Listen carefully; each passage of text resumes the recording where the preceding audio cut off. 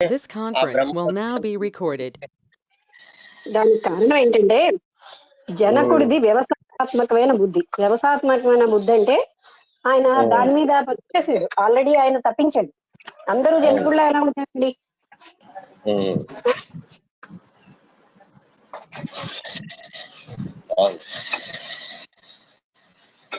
ఎందుకంటే మనం చెప్పిన అందరి పట్ల ఇది చాలా కష్టమైన విషయం ఆచరణ అని దయ అందరి పట్ల ఒక రకమైన కంపాషనేట్ అవుట్లుక్ ఉంటే గానీ ఇంకేం ఎక్స్పెక్ట్ చేయడానికి మనం పుచ్చుకున్నది ఏంటి, ఎక్స్పెక్ట్ చేయకూడదు. అది ఎవరు బెనిఫిట్ ఉంటారు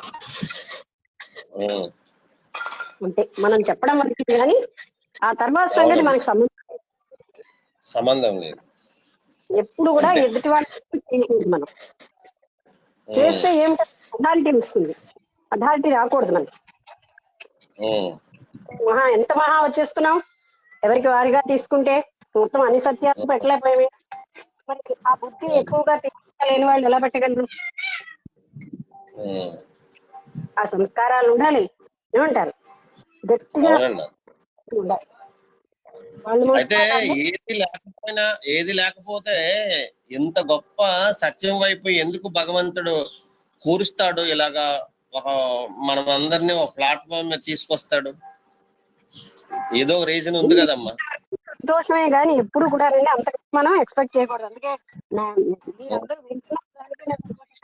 చెప్తున్నాను, అంటే మనం ఎక్స్పెక్ట్ చేయాల్సింది నేను చెప్పాను కదా అని మనకి ఎక్కడో ఇగో ఉంటేనే మనం వాళ్ళని ఇన్సిస్ట్ చేస్తాం. Why should have that? మనకెందుకు ఉండాలి? చెప్పడానికి కూడా ఆయన పనిముట్టుగా వాడుకుంటున్నాడు అని మనం గుర్తు పెట్టుకుంటే మనకేమీ లేదు. అంతే కదా, చెప్పించేది అంతే. వీఆర్ ఓన్లీ ఇన్స్ట్రుమెంట్స్, పనిముట్లమే. ఆయన చూడని ఇవ్వకపోతే చెప్పలేదు కదండి.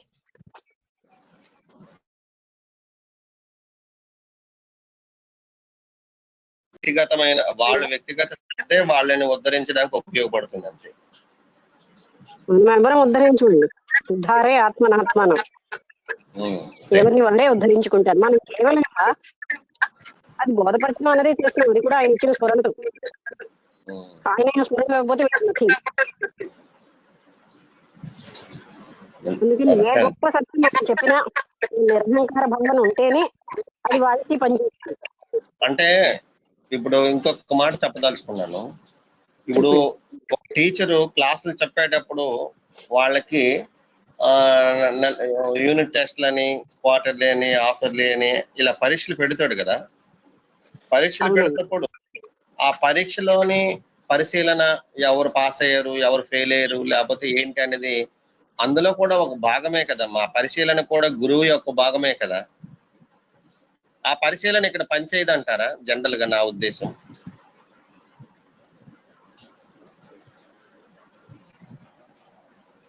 హలో హలో హలో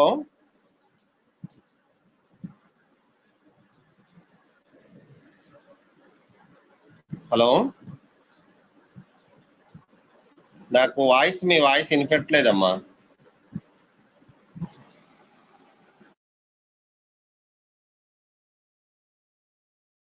ఒకటి ఏంటంటే నాగేశ్వరరావు గారు, అది ఏరు సంగతి అండి. ఇది మనం ఏంటంటే కేవలంగా ఎవరిని ఉద్ధరించడానికి చెప్తున్నాం అన్నది కొంచెం ఎగోవే. టీచర్ స్కూల్లో కూడా ఆశించకూడదు. నిష్కామ కర్మ చేసినప్పుడే ఆయన పీస్ఫుల్ గా ఉండగండి. నేను చెప్పాను కనుక పాఠం వచ్చేయాలని ఆలోచించకూడదు. అలా ఆలోచిస్తున్నారు కనుక ఇబ్బందులు. ఎవరి ఆత్మలోంచి వాళ్ళకి టెస్ట్ తెలుస్తుంది, నిలవగలుగుతున్నామా లేదా ఆ టీచింగ్ లో అనేది ఎవరికి వారికే తెలిసిపోతుంది. వాళ్ళలో ఉన్న చైతన్యమైన ఆత్మస్వరూపం వాళ్ళకి చెప్తూనే ఉంటుంది. అందుకని ఇది కాదండి. అందుకే మనం ప్రతి క్షణం ఈగో రాకుండా చూసుకోవాలండి. ఎందుకంటే చెప్పించేది ఎవడు? ఆ పరమాత్ముడు. ఆయన చెప్పించకపోతే నోటంటే మాట రాదుగా. సో ఇది నేను అనుకోవడం మన అహంకారం, మన అజ్ఞానం.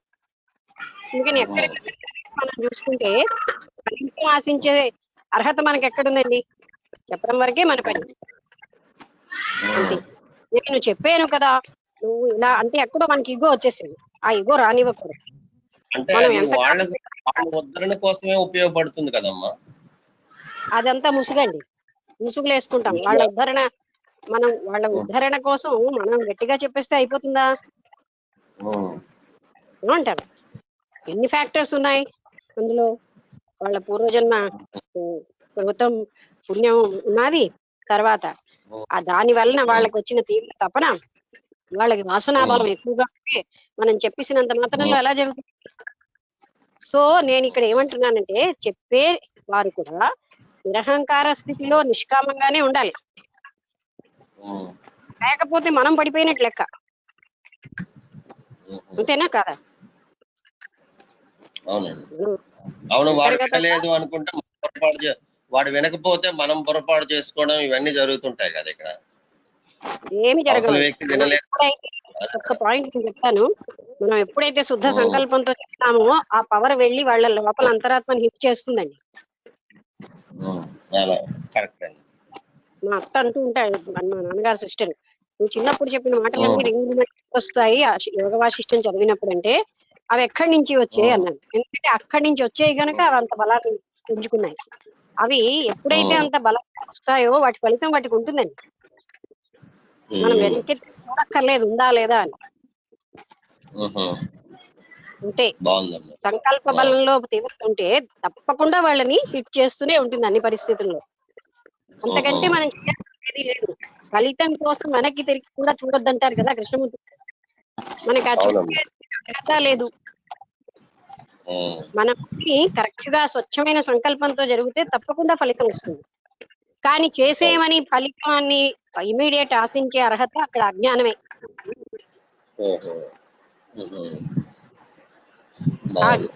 పడకూడదు. కర్తృత్వ అభిమానం ఉండబట్టే కదా అజ్ఞానం వచ్చింది. కర్తృత్వ అభిమానం అజ్ఞాన కారణమైన. అందుకని మనం కూడా మనం అనలైజ్ చేసుకోవాలి. ఓకే అండి, నమస్కారం అందరికీ. మొదలు పెడదామా? మొదలు పెట్టాను. నమస్కారం అండి. శ్రీ గురుభ్యో నమః. 11వ రోజు 4వ తేదీ అక్టోబర్.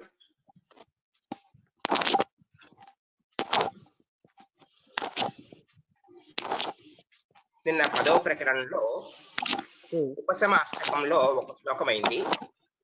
అందులో లాస్ట్ రెండు చదువుతూ ప్రారంభించింది. కామమునకు కారణముకు ధర్మమును సకామ కర్మములను త్యజింపుము. ఎందుకు అనగా అవి జీవన్ముక్తికి ప్రతిబంధకములుగా ఉన్నవి.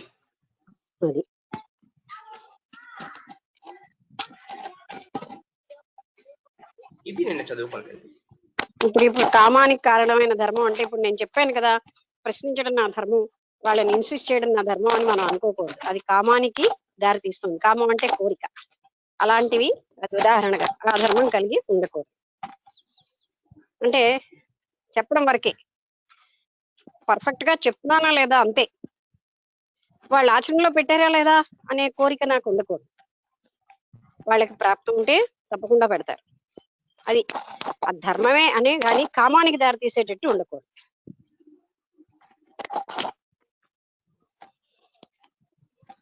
ఓకే, ఇవన్నీ మనిషిని బంధిస్తాయి.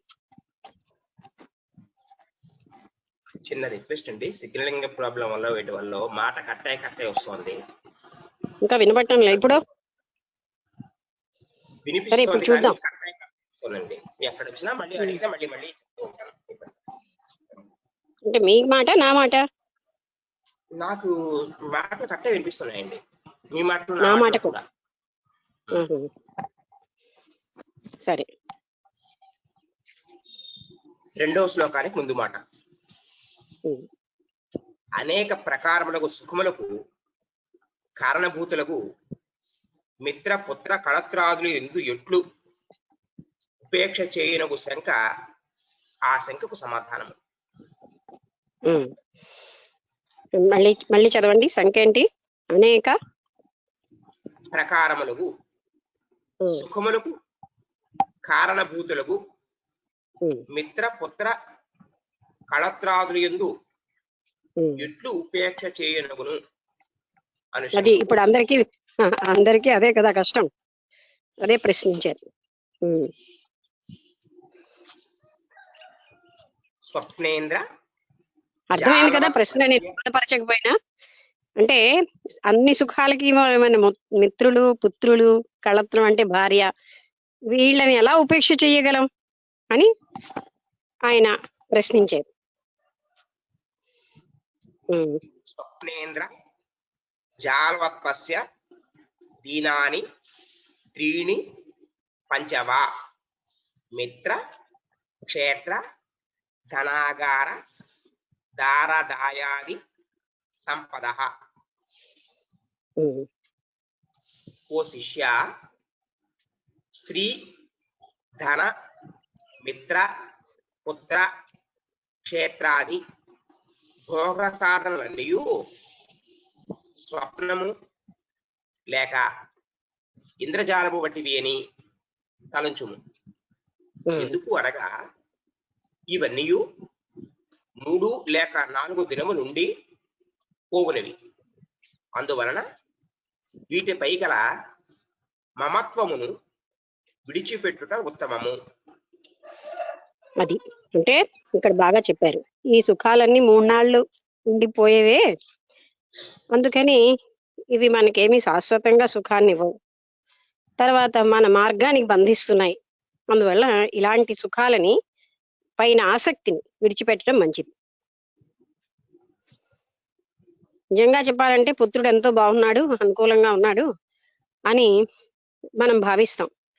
టైం వచ్చేసరికల్లా ఆ పుత్రుల్లో మార్పులు వస్తాయి.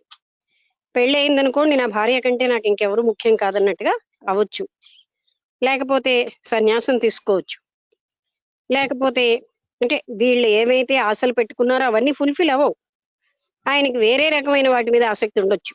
అందువల్ల ఇవన్నీ కూడా మనకి 3 నాళ్ల ముచ్చటే. అందుకని వాటి మీద ఎక్కువగా మనం ఆసక్తిని పెంచుకోకూడదు. మిత్రులైనా శాశ్వతమైన మిత్రులు కాదు కదా, భార్య అయినా శాశ్వత సుఖాన్ని ఇచ్చేది కాదు, పుత్రులు అంతే. వీళ్ళ మీద ఎక్కువగా మనం అనురాగం పెంచుకుంటే నష్టం మనకే. ఎందుకంటే వాళ్ళంతా మార్పులు చెందే వ్యక్తులే, ఏ క్షణం ఎవరు ఎలా మారుతారో తెలియదు. తర్వాత సరే మారినా లేకపోయినా నేను బంధం పెట్టుకుంటాను అంటే ఆ బంధం వల్ల మన గతి అంటే మన ప్రయాణం అడ్డైపోతుంది. అనవసరమైన బంధం అది. పోనీ శాశ్వతంగా వీళ్ళు నిరంతరంగా ఉంటారా? మరణానంతరం మనతో ఎవ్వరు రారు, మరణం వరకు కూడా నిశ్చలంగా ఉండరు, అది మనం గమనించాలి. అందుకని ఇది మిథ్యాబంధమే. దానివల్ల అంత ఎచ్చుగా అంటే మనకు అజ్ఞానం వల్లే ఇంత గట్టి బంధం పెట్టుకుంటున్నాం. ఆ అజ్ఞానం వల్ల పెట్టుకున్న బంధం వల్ల నానా దుఃఖాల పాలు అవుతున్నాం.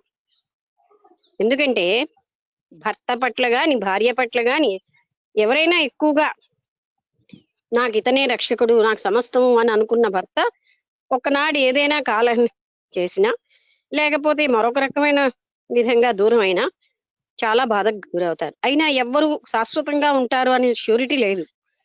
అందుకని ఎప్పుడు నిశ్చల బుద్ధితో ఉన్నవాళ్ళు వాళ్ళని ప్రేమగానూ చూస్తారు. అంటే మోహం ఉండదు అక్కడ. మోహంకి ప్రేమకి ఏంటంటే ప్రేమలో అటాచ్మెంట్ లేదు, డిటాచ్మెంట్ లో కూడా ప్రేమ ఏమీ మనకి బాధనివ్వదు. మోహంలో ఏంటి మనం ఏర్పరచుకున్నాం, అటాచ్మెంట్ లో ఆనందం, డిటాచ్మెంట్ లో దుఃఖం వస్తాయి. అందుకే మనం బాగా గమనించాలి ఏంటంటే మనం ఈ విషయంలో గట్టిగా విచారణ చెయ్యం. ఎవరైతే శాశ్వతంగా మనకు సుఖాన్ని ఇస్తారని ఆశపడుతున్నామో అశాశ్వతమైన వాటిల్లో శాశ్వత సుఖం ఎక్స్పెక్ట్ చేయడం వల్లే కదా అనంత దుఃఖం వస్తుంది. అది మనం ఎన్నిసార్లు ఎంతమంది జీవితంలో జరిగినా నా జీవితం అలాంటిది కాదనుకుంటాం.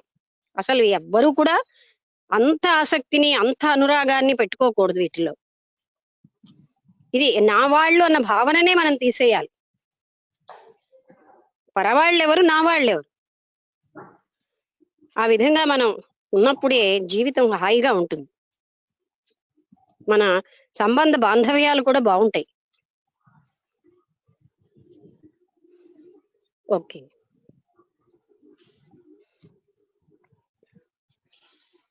తర్వాత 3వ శ్లోకానికి ముందు మాట. ఓకే. ప్రౌఢ వైరాగ్యము చేత ముక్తి నొందుము అని చెప్పుచున్నాడు.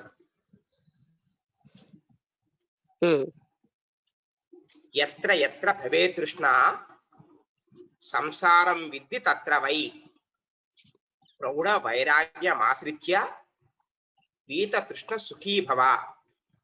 అదేమిటండి మీరు అన్నది? క్రౌర వైరాగ్యమా? ప్రౌఢ మళ్ళీ అదే పదే, నాకు సౌండ్ అర్థం కాదు. గౌడవా? పాకింద రావత్తు ఔత్వము.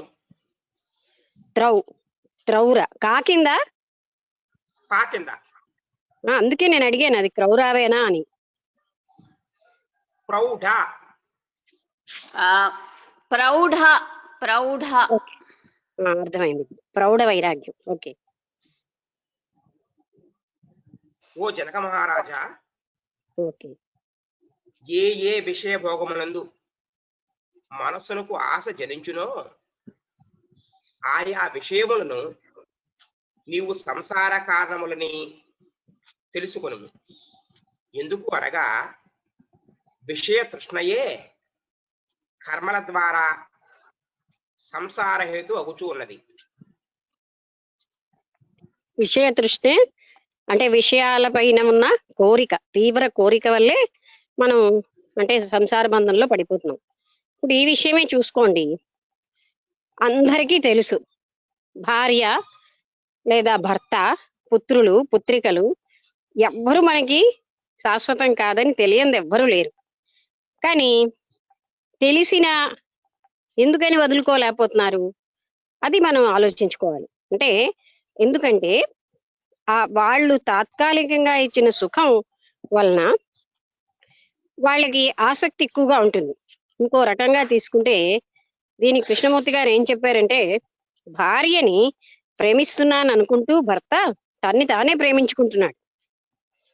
అందుకే ఈ ప్రపంచంలో ఈ జ్ఞానంతో ఎలా వ్యవహరించాలనేది కృష్ణమూర్తి గారి జ్ఞానం మనకి హెల్ప్ అవుతుంది. అంటే పూర్తిగా ఎరుకతో ఉంటూ ఈ ప్రపంచంలో ఏ రకంగా ఉండాలి అన్నదానికి ఆ మాస్టర్ మైత్రేయ కృష్ణమూర్తిగా ఉద్భవించారు అని బలవెట్స్ కి ముందే చెప్పారు. కృష్ణమూర్తి అంటే మైత్రేయ తత్వంతో ఒక జగద్గురువు రాబోతున్నాడని. అంటే ప్రెసెంట్ జనరేషన్ అంతటికీ హెల్ప్ గా. అందులో ఆయన ఏం చెప్తున్నారు?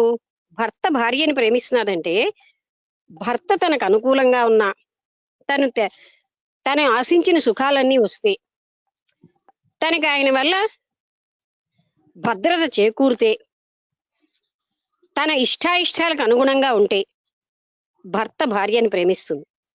అంటే భార్య భర్తని ప్రేమిస్తుంది, భార్య తన ఇష్టాయిష్టాలని ప్రేమించుకుంటోంది, తనని తను ప్రేమించుకుంటూ భర్తని ప్రేమిస్తున్నాను అనుకుంటోంది. సేమ్ థింగ్ భర్త భార్య ప్రేమ. భార్య తనకు అనుకూలంగా ఉంటే, తన అభిష్టాలన్నీ నెరవేరుస్తే, తనకి సుఖాన్ని ఇస్తే, తన వల్ల తనకి స్టేటస్ అవి వస్తే, ఇలా అప్పుడే భార్య భర్తని ప్రేమిస్తున్నాడు. అంటే ఏమిటండి? భర్త భార్యని ప్రేమిస్తున్నాడు, భర్త తన్ను తానే ప్రేమించుకుంటున్నాడు భార్యని ప్రేమిస్తున్నాను అనుకుని. Same thing with the lover. ఒక అబ్బాయి అమ్మాయిని ప్రేమిస్తున్నాడంటే తన్ని తానే ప్రేమించుకుంటూ అమ్మాయిని ప్రేమిస్తున్నాడని భ్రాంతిలో ఉంటాడు.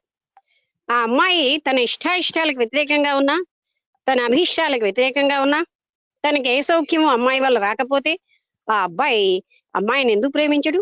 అంటే అబ్బాయి తనలో ఉన్న లక్షణాలనే తాను ప్రేమించుకుంటూ అమ్మాయిని ప్రేమిస్తున్నానన్న భ్రాంతిలో ఉంటాడు. వైస్ వర్స అమ్మాయి అబ్బాయి విషయమూ అంతే. అంటే ఈ ప్రేమ ఏమిటి అంటే సెల్ఫ్ లవ్ అండి. తన్ని తానే ప్రేమించుకుంటున్నారు, తన ఇష్టాయిష్టాలని, తన అభిష్టాలని, తన అంబిషన్స్ ని తాను ప్రేమించుకుంటూ అవి నెరవేరకపోతే ప్రేమించట్లేదంటే అర్థం ఏమిటి? ఆయన తన్ని తానే ప్రేమించుకుంటున్నాడు లేదా ఆమె. ఇది మనం గ్రహించాలి. అంటే అక్కడ నిజమైన ప్రేమ ఏమీ లేదుగా. అందుకే ఈ బంధాలు ఎంతవరకు అంటే వీఆర్ లవింగ్ అవర్ సెల్స్, మనమే ప్రేమించుకుంటూ వాళ్ళని ప్రేమిస్తున్నాం అంటూ భ్రాంతి చెందుతాం. వాళ్ళ వల్ల మనకు కంఫర్ట్ రాకపోయినా, సోషల్ స్టేటస్ రాకపోయినా, మనం ఆశించిన ఏది రాకపోతే నిర్దాక్షిణ్యంగా వాళ్ళని మనం చూస్తాం. అంటే అక్కడ ప్రేమ ఉండదు. అందుకని ఇది నిజమైన ప్రేమ, ప్రేమ అనే ముసుగా? ఇలా మనం ఆలోచించుకునే మన సంబంధ బాంధవ్యాలన్నీ మనకు అర్థమైపోతాయి. ఏ విధంగా ఉంటున్నాం. ప్రేమలో ఎక్స్పెక్టేషన్ ఉండదు, ప్రేమలో బంధం ఉండదు, మోహం ఉండదు, ప్రేమలో శాశ్వతంగా పొజిటివ్నెస్, వీళ్ళు నా వాళ్లే అయిపోవాలన్నది లేదు. ప్రేమ స్వేచ్ఛాయుతమైన మనసుకే సంభవం. స్వేచ్ఛ ఉంటేనే అంతర్గతంగా దేని నుంచి స్వేచ్ఛ? తన కోరికల నుంచి, తన ఇష్టాయిష్టాల నుంచి, తన ఆశయాల నుంచి, తన గత జ్ఞానం నుంచి, అన్నిటి నుంచి విముక్తి వచ్చినప్పుడే స్వేచ్ఛాయుతమైన మనస్సు అవుతుంది. ఆ మనస్సుకే ప్రేమ సంభవం. అందుకని మనం ప్రేమ ప్రేమ అనుకున్నది ఇది నథింగ్, ప్రేమే కాదు, మనం ముసుగులేస్తున్నాం. అందుకే అలా ఆలోచించుకుని మన బంధాలని, ఎక్స్పెక్టేషన్ ఉందండి వాళ్ళ నుంచి మనకి, ఆ అలా ఎక్స్పెక్టేషన్ ఉన్న ప్రేమ వల్లే బంధం వస్తోంది. ఆ ఎక్స్పెక్టేషన్ లేకపోతే అక్కడ మన ఏ ప్రేమ బంధించదు. మనం జాగ్రత్తగా గమనించుకుంటే ప్రతి ప్రేమలో ఎక్స్పెక్టేషన్ ఉంది. ఏదో ఒకటి, డబ్బు బంగారమే కాదండి, ఈ మానసిక లక్షణాలు కూడా ఎక్స్పెక్ట్ చేస్తూ ఉంటాం. అందువల్ల ఈ బంధాల యొక్క నిజ స్వరూపాన్ని మనం అర్థం చేసుకుంటే, అవి బంధం అనేది మనం ఏర్పరచుకుని మనం ఏదో వాళ్ళ నుంచి ఆశిస్తున్నాం గాని, అసలు నిజమైన జ్ఞాని ఏమి తెలుసుకుంటాడు?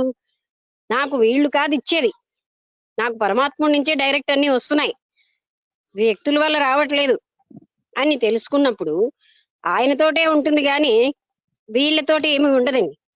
నేను చేయడం వరకే నా కర్తవ్యం, వాళ్ళ నుంచి నేను ఆశించకూడదు అని పెట్టుకున్నప్పుడు ఆ వ్యక్తి స్వేచ్ఛగా ఉంటాడు, ఆనందంగా ఉంటాడు. ఇప్పుడు నేను చెప్పాను గనక మీరు ఆచరించాలనేది ఎలాంటిదో, నేను పెంచాను గనక నువ్వు నేను చెప్పినట్టు ఉండన్నది కూడా అలాంటిదే. ఎందుకంటే పెంచినంత మాత్రంలో వాళ్ళ సంస్కారాలు వాళ్ళవే, వాళ్ళు ఎలాగైనా ఉండగలిగే స్వేచ్ఛ మనం ఇవ్వాలి. అలా అని మనం వదిలేస్తే వాళ్ళు ఎలాగో అయిపోతారని మనం ఏం బెంగపడక్కర్లే. వాళ్ళ సంస్కారాలు వాళ్ళ వాసనల్ని బట్టి వాళ్ళు వెళ్తారు. ఈ తల్లిదండ్రుల అహంకారం కొద్దీ మేము పెంచేమన్న అహంకారంతో ఫీల్ అవుతారు. వీళ్ళు వాళ్ళ వాసనాబలాన్ని, వాళ్ళ పూర్వజన్మ కర్మని మార్చగలరా? అంత కెపాసిటీ ఉందా తల్లిదండ్రులు అయినంత మాత్రంలో? ఇవన్నీ మనం అర్థం చేసుకుంటే కర్తృత్వాభిమానాలన్నీ పడిపోతాయి. ఎవరు ముసుగేసుకుంటాం, మనం పెంచాం, మనం వాళ్ళని బాగు చేసేసాం, వాళ్ళని ఏమీ మనం బాగు చేయలేము, పాడయ్యే వాళ్ళని, ఎంతో మంచి తల్లిదండ్రులకి ఎంతో దుష్టమైన పుత్రులు ఎందుకు పుడుతున్నారండి? వాళ్ళు ఏమైనా నువ్వు దుర్మార్గుడుగా తయారవ్వని చెప్పారా? ఇవన్నీతో తీసుకుంటే మనకు అహంకారం అలవాటైపోయింది, అన్నీ నేనే చేస్తున్నానని. అందుకనే మనం వాళ్ళ నుంచి అన్ని ఎక్స్పెక్ట్ చేస్తాం. అందుకే మనం దుఃఖాల పాలు అవుతున్నాం. దుఃఖం పాలు అవ్వకుండా ఉండడానికి మనం వివేకం వాడుకుంటే, మనం ప్రేమించడమే ఎక్స్పెక్ట్ చేయమనుకోండి, అది రాజాలా ఉంటుంది ఆ ప్రేమ. వాళ్ళ నుంచి మేము ఏం ఆశించకుండా చేయవలసింది చేసేయండి. వాళ్ళతోటే కాదండి, ప్రపంచ వ్యవహారాలన్నీ అలా చేస్తే అది మహారాజ యోగమే. నేను చేయడం వరకే, వాళ్ళు కృతజ్ఞతగా ఉండాలని నేను ఆశించను అని మనం ఎప్పుడైతే పెట్టుకున్నామో మహారాజులా జీవించగలమండి. వాళ్ళు కృతజ్ఞతగా లేరు, నేను చెప్పిన దానికి థ్యాంక్స్ చెప్పలేదు, ఇవన్నీ ఎందుకండి? చేయడమే మన పని. ఇది కర్మభూమి గనక ఏదో కర్మలు చెయ్యాలి గనక సత్కర్మలు చేసుకుంటూ వెళ్ళిపోతే మనకు సుఖం, లేకపోతే దుష్కర్మలు చేస్తే ఫలితాలు భరించలేము. ఈ విధంగా ఫలితం ఆశించకుండా కర్మలు చేసుకోవడంలో ఏం ఆనందం ఉందో అనుభవించిన వాళ్ళకే అది తెలుస్తుంది. ఆశించకుండా కర్మలు ఎందుకు చేయలేమండి? ఆశించడం ఎందుకు? ఒక పైసా పని చేసి ఒక 100 ఆశిస్తామండి, ఆశించడానికే మన బుర్ర శక్తి అంతా పెట్టేస్తాం లాభ నష్టాల బేరీజుకి. చేసే పని 1 రూపాయి దానం చేసి 1000 రూపాయల మానసిక శక్తి పెడతాం. వాడు దీంతో డ్రింక్ చేస్తాడా, ఆ 1 రూపీతో వాడు స్మోక్ చేస్తాడా, ఇవన్నీ మనకి ఎందుకండి? మంచి సంకల్పంతో ఇస్తే అదే వాడికి పనికిస్తుంది కదా. ఓకే, చాలా చాలా ధన్యవాదాలండి. అమ్మా ఒక్క డౌట్ అమ్మా, చెప్పండి. అంటే ఇప్పుడు మనకు వ్యతిరేక భావనలు లేకపోతే ఆ టైప్ ఉన్న వాళ్ళను కూడా నిర్వాజ్యంగా ప్రేమించాలంటారు, అంతే కదా మేడం? మీ భావనలు మీరు ప్రేమించుకుంటున్నారు కదండి, వాళ్ళకి వ్యతిరేక భావనలు ఉండే ఫ్రీడమ్ వాళ్ళకి లేదా? వాళ్ళ జన్మ సుకృతాన్ని బట్టి వాళ్ళ భావనలు వాళ్ళకు ఉంటాయి. మనం పెంచాం కదా అనో, మనకు భార్య అయిందనో, మన భర్త అయ్యాడనో నేను చెప్పిన భావాలన్నీ వాళ్ళకి ఎందుకు ఉంటాయండి? వాళ్ళ పూర్వజన్మ సుకృతం వల్ల వాళ్ళ వాసన బలం వల్ల వాళ్ళు గైడ్ అవుతూ ఉంటారు. ఒక చిన్న పిల్లాడు ఉండేవాడండి మేము వెస్ట్ బెంగాల్లో ఉన్నప్పుడు.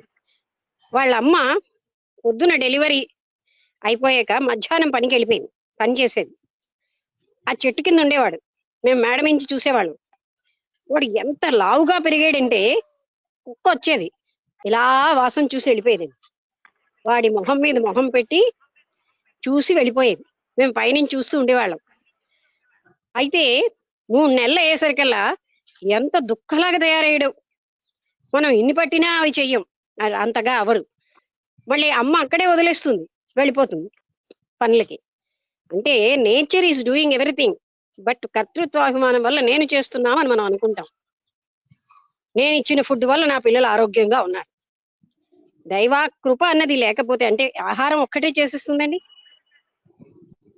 ఈ విధంగా మనం చాలా విషయాల్లో టోటల్ కర్తృత్వం మన మీద తీసుకుంటున్నాం. నేచర్కి ఉంది ఆ స్థితి. ఒక పిల్లాడు ఉడదవడానికి తల్లిదండ్రులు చేసేసారా బాధ్యులు. ఆ విధంగా చాలా విషయాలు మనం కర్తృత్వం మనం తీసేసుకున్నాం.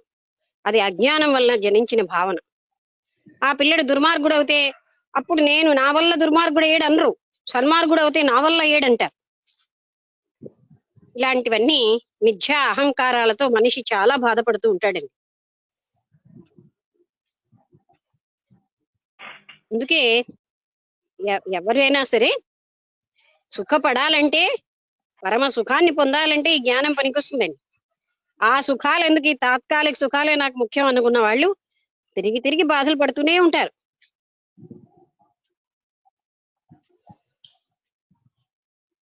ఈ జ్ఞానంతో సంబంధ బాంధవ్యాలు బాగుంటాయి, ప్రేమని రేడియేట్ చేస్తూ ఉంటాం. ఇచ్చేవాడు ఆ సార్వభౌముడైనటువంటి ఆ చైతన్య స్వరూపమే నేనైనప్పుడు, నా స్వరూపం అయినప్పుడు నాకెవడండి ఇచ్చేవాడు? ఈ అల్పమైన వాళ్ళు, వీళ్ళే పరాధీనులు, వీళ్ళేమి నన్ను ఉద్ధరించగలరు అని మనం జ్ఞాపకం చేసుకుంటే వాళ్ళేమి ఇవ్వగలరండి మనకి. ఆ ఆశ పెట్టుకోవడం మన తప్పు. కానీ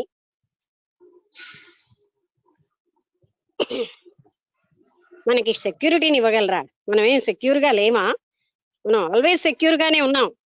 అసలు సెక్యూరిటీ అన్నది అసలు లేనే లేదండి ప్రపంచంలో, కేవలంగా మానసిక భ్రాంతిలో తప్ప.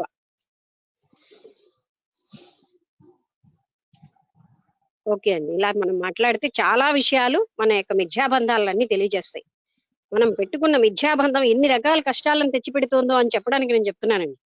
అంటే ఇవి మనం తెలుసుకుంటే మన జీవితంలో ఆశించకుండా రాజాలా జీవిస్తామండి. రాజా అని ఎందుకంటున్నాను తెలిసిన, మనం చెయ్యవలసింది చేస్తాం, ఇవ్వవలసింది ఇస్తాం, సేవలు చెయ్యాలి చేస్తాం. ఎక్స్పెక్ట్ చేయకండి, చేయడమే మన పని. Leave it. అందుకే Vivekananda live like a master, not like a slave అంటారు. అక్కడ మాస్టర్ అంటే ఏంటండి? ఆ మాస్టర్ అంత లాంటి హృదయంతో జీవించాలి, చేయడం వరకే. అక్కడ మాస్టర్ అంటే అధికారము దర్పము అని కాదు, నిరంతరంగా ఇవ్వడమే మన పని. మనం ఎప్పుడైతే ఇస్తున్నామో ప్రకృతి నుంచి అన్ని మనకు రిటర్న్ అవుతాయి, కానీ ఆశించకూడదు.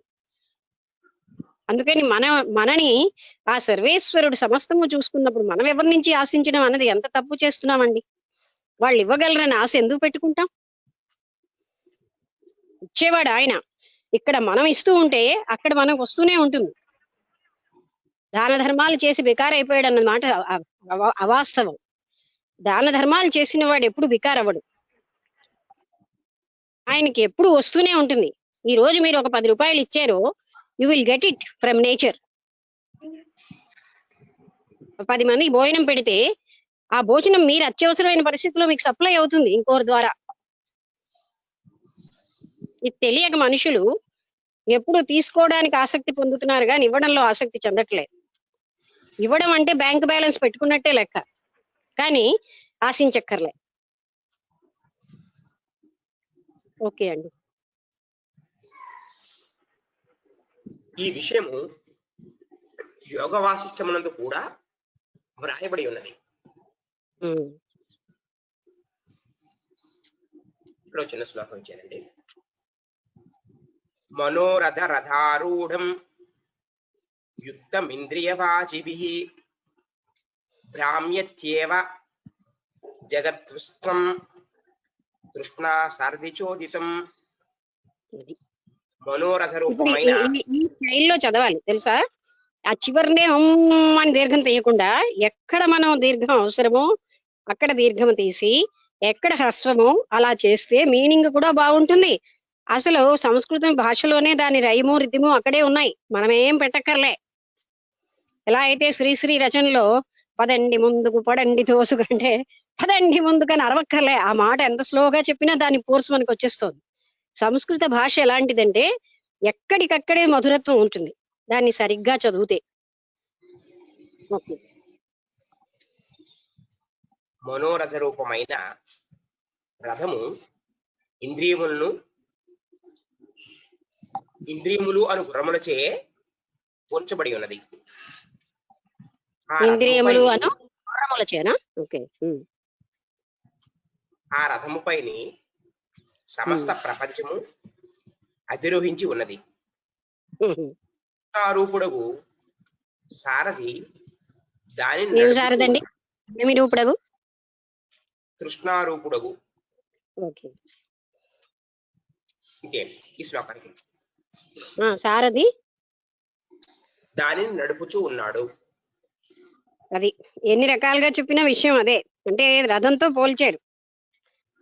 ఆ ఇంద్రియాలన్నవి గుర్రం, మనోరథం అన్నది ఆ తోలేవాడు రథ సారథి. తృష్ణారూపుడైనటువంటి రథసారథ. అవునండి. అయితే మనోరథం అన్నది కూర్చున్నవాడా, అధిరోహించినవాడు? మనోరథ రూపమైన రథము ఇంద్రియములోని గుర్రములచే. ఓకే. రథాన్నే మనోరథం అన్నది రథం అంటున్నారు, ఇంద్రియాలు అన్నవి గుర్రాలు. అయితే తృష్ణ అంటే తీవ్రమైన కోరిక. ఆ తీవ్రమైన కోరిక ఈ ఇంద్రియాలను అంటే ఈ గుర్రాలను పరిగెట్టింపజేస్తుంది. అంటే అప్పుడు ఆ మనోరథం అంటే ఆ రథం పరిగెడుతుంది. ఆ విధంగా ఇంకో రకంగా పోల్చి చెప్తున్నారండి. ఇంద్రియ సుఖాల వైపు గట్టి కోరికల వలన ఇంద్రియ సుఖాల వైపు పరిగెడుతూ ఉంటే అప్పుడు వాళ్ళ కోరికలు నెరవేరుతూ ఉంటున్నాయి. అందువల్ల ఈ ఎంత పరిగెడుతున్నా అలసటే తప్ప ఏమీ జరగదు. అది మనిషి జ్ఞానం పరిపక్వం వస్తే గాని తెలుసుకోలేడు. ఏదో జరుగుతోంది, ఏదో పొందుతున్నాం అన్న భ్రాంతిలోనే బతుకుతారండి. ఆ భ్రాంతి ఉన్న వాళ్ళని మనం వెక్కిరించక్కర్లే. ఎందుకంటే ఒకప్పుడు మనము అలాంటి వాళ్ళమే పరిణతి చెంది స్థితికి వచ్చాం. అందుకనే మన బ్రదర్ కి హెల్ప్ చేయాలంటారు మాస్టర్స్. ఒకనాడు వాళ్ళ స్థితిలోనే రాయి రప్ప నుంచి మనం పరిణతి చెంది స్థితికి వచ్చాం. ఒకనాడు మనము ఇంద్రియ వశమై ఉన్నవాళ్ళమే. సో ఇంద్రియ వశమై ఉన్న వాళ్ళని ఒక కారుణ్యంతోనే చూడాలి గాని హేళనగా మనం చూడకూడదు. ఎందుకంటే ఒకప్పుడు మన స్థితి అదే, ఈనాడు మన స్థితి ఇదని మనం ఎప్పుడు గర్వించకూడదు. అందుకే హెల్పింగ్ హ్యాండ్ ఇవ్వాలే తప్ప ఎవరిని హేళన చెయ్యకూడదు. జ్ఞానం ఉన్న వాళ్ళు ఎవరు ఆ పని చెయ్యరు. అందుకని ఇలాగా ఈ సంసారంలో అందరూ పరిగెడుతూనే ఉంటారు ఇంద్రియ సుఖాల వెనకాల. దానివల్ల తిరిగి తిరిగి బాధని అనుభవిస్తూనే ఉంటారు. అయినా వాళ్ళకి బుద్ధి రాదు, సంసారంలోనే సుఖం ఉంది అనే భ్రాంతితో మళ్ళీ మళ్ళీ బాధలకు గురవుతూ మళ్ళీ మళ్ళీ పరిగెడుతూ మళ్ళీ మళ్ళీ బాధలకు గురవుతూ తాత్కాలిక సుఖాలు ఇచ్చినా ఆ అతి బాధ వస్తుందన్న విషయాన్ని తెలిసినా మర్చిపోతూ ఉంటారు. ఇది ఈ సంసార రథం ఇలా నడుస్తుందని చెప్తున్నారు. ఆ రథము పైన సమస్త ప్రపంచము అధిరోహించి ఉన్నది. సమస్త ప్రపంచము అధిరోహించి ఉన్నది. అధిరోహించి అంటే ప్రపంచం అంతా ఆ రథం పైన ఇలాగే ఉంది. అంటే ఇంద్రియ సుఖాల పైన వెనకాలే పరిగెడుతుంది. ఆ పరిగెట్టడంలోనే ఆ ఆనందం పొందుతూ దుఃఖాలు పాలవుతూ ఇలాగే వెళ్తోంది. అందుకే ఇన్నాళ్ళే అలాగే ఎక్కువ మంది ఉంటున్నారు.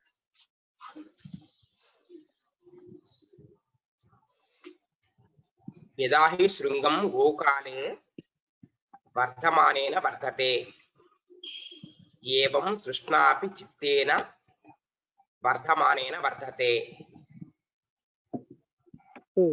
గోవు శరీరముతో పాటు గోవు కొమ్ములు కూడా పెరుగునట్లు మనసుతో కూడా ఆశ పెరుగుచూ ఉన్నది. ఇదివరకే ప్రాప్తమై ఉన్నచో మరల మరింత ఎక్కువ లభించవలను అని, ప్రాప్తము కానిచో కావాలను అనేది కోరిక లేనివాడి ఆత్మనిష్ట యందు ఉన్నవాడు సుఖవంతుడగును. అందుకని మనకి ఏం నిష్ట ఉండాలి? ఆత్మనిష్ట ఉండాలి. ఎందుకని? సుఖంగా జీవించాలంటే మనకు అవసరమైన నిష్ట ఆత్మనిష్ట. లేకపోతే ఏం జరుగుతుంది? దుఃఖాలయం అంటారండి ప్రపంచాన్ని. ఈ దుఃఖాలయం భోగాలయంలోనే పడిపోయి మనం దుఃఖాల పాలవుతూ ఉంటాం. ఆత్మనిష్టలో ఉన్నవాడు, ఆత్మనిష్ట అంటే తన ఆత్మతత్వం అయి ఉన్నాడు, ఆత్మనై ఉన్నానని తెలుసుకున్నవాడు, అందులోంచి చలించకుండా అదే స్థితిలో ఉన్నవాడు ఆత్మనిష్ట కలిగి ఉన్నాడు అంటాం. అలాంటి ఆత్మనిష్ట పరుడు దుఃఖాల పాలవడు. లేని వాళ్ళు ఏం చేస్తారు? అందుకే ఎంత ఎంత విచిత్రంగా పెట్టాడో చూడండి ఈ డ్రామా. లేని వాళ్ళని అక్కడికక్కడే బాధలు పడుతూ ఉంటారు. అక్కడక్కడే సుఖానుభూతి పైకి కనిపిస్తున్నా ఎరలాగా. ఒక చేపకి ఎర వేస్తే ఏదో రుచిగా ఉందని పట్టుకుని అందులో పడిపోతుంది. అలాగే ఇందులోంచి వచ్చిన సుఖాలనే ఎరల్లో మనం కూడా దుఃఖాల పాలైపోతున్నాం. ఆత్మనిష్టాపరుడు మాత్రం ఎప్పుడు కూడా వీటి వెనకాల పడకుండా, ఇవన్నీ కూడా దుఃఖాలను ఇచ్చేవే, ఇవి మన్ని అసలైన గతి వైపు, గతి అంటే మార్గం వైపు తీసుకెళ్ళట్లేదు అని గ్రహించి తాను ఆత్మని, చిదాత్మని, ఈ జగత్తులో ఉన్నవన్నీ దోషభూయిష్టమైనవే అని తెలుసుకుని ఆయన ఆత్మనిష్టలో ఉంటాడండి. ఆత్మనిష్టాపరుడు నిరంతర సుఖంలో ఉంటాడు. అంటే చూడండి, బంధాలు ఉన్న వాళ్ళు ఎలా ఆలోచిస్తారంటే, ఆ బంధాల్లో ఉన్న ఆనందం వీళ్ళకి ఏం తెలుసు, సన్యాసికి ఏం తెలుసు, పాపం తెలియకే సన్యాసి అయిపోయాడు, మనం గనక ఎంత ఆనందంగా ఉంటున్నాం అని ఆలోచిస్తారండి. ఎందుకంటే వాళ్ళకి బంధాల్లో అప్పటికి ఆనందం ఉంటాయి. దుఃఖం వచ్చినప్పుడు తెలుస్తుంది. అంటే ఆ శాశ్వతంగా బంధాల ఆనందాన్ని ఇవ్వవు కదా, ఎప్పటికప్పుడే బాధలు కలుగుతూనే ఉంటాయి. సాధారణంగా మనం ఎక్కువ ప్రేమించిన పిల్లల నుంచే బాధలు ఎక్కువ పడతాం. ఆ ఎక్కువ ప్రేమని పోగొట్టడానికే ఆ విధంగా జరుగుతుంది. ఇవన్నీ మనం చూస్తే దేంట్లోని అనురక్తి పెంచుకోకూడదు, దాంట్లో పెంచుకున్నందుకు అదే పాఠం నేర్పుతూ ఉంటుంది మనకి. అందుకే ఆత్మనిష్టాపరుడు ఇలాంటివి ఏమీ లేకుండా హాయిగా ఆత్మనిష్టలో ఉంటూ సమస్త పనులు చేస్తూ ఉంటాడు. ఆయన దేంతోటి ఎక్స్పెక్టేషన్ లేదు, బంధం లేదు, హాయిగా. అందుకే వాళ్ళని మహారాజ్ అంటారండి, మహారాజ యోగం అది. చూడండి, ఆత్మజ్ఞానం పొందిన వాళ్ళని నారాయణ మహారాజ్ అంటాం. అలాగే ఫలానా మహారాజ్ అని అంటారు. అంటే వాళ్ళు ఆత్మనిష్టాపరులు కనుక వాళ్ళు మహారాజ యోగంలో ఉంటారు.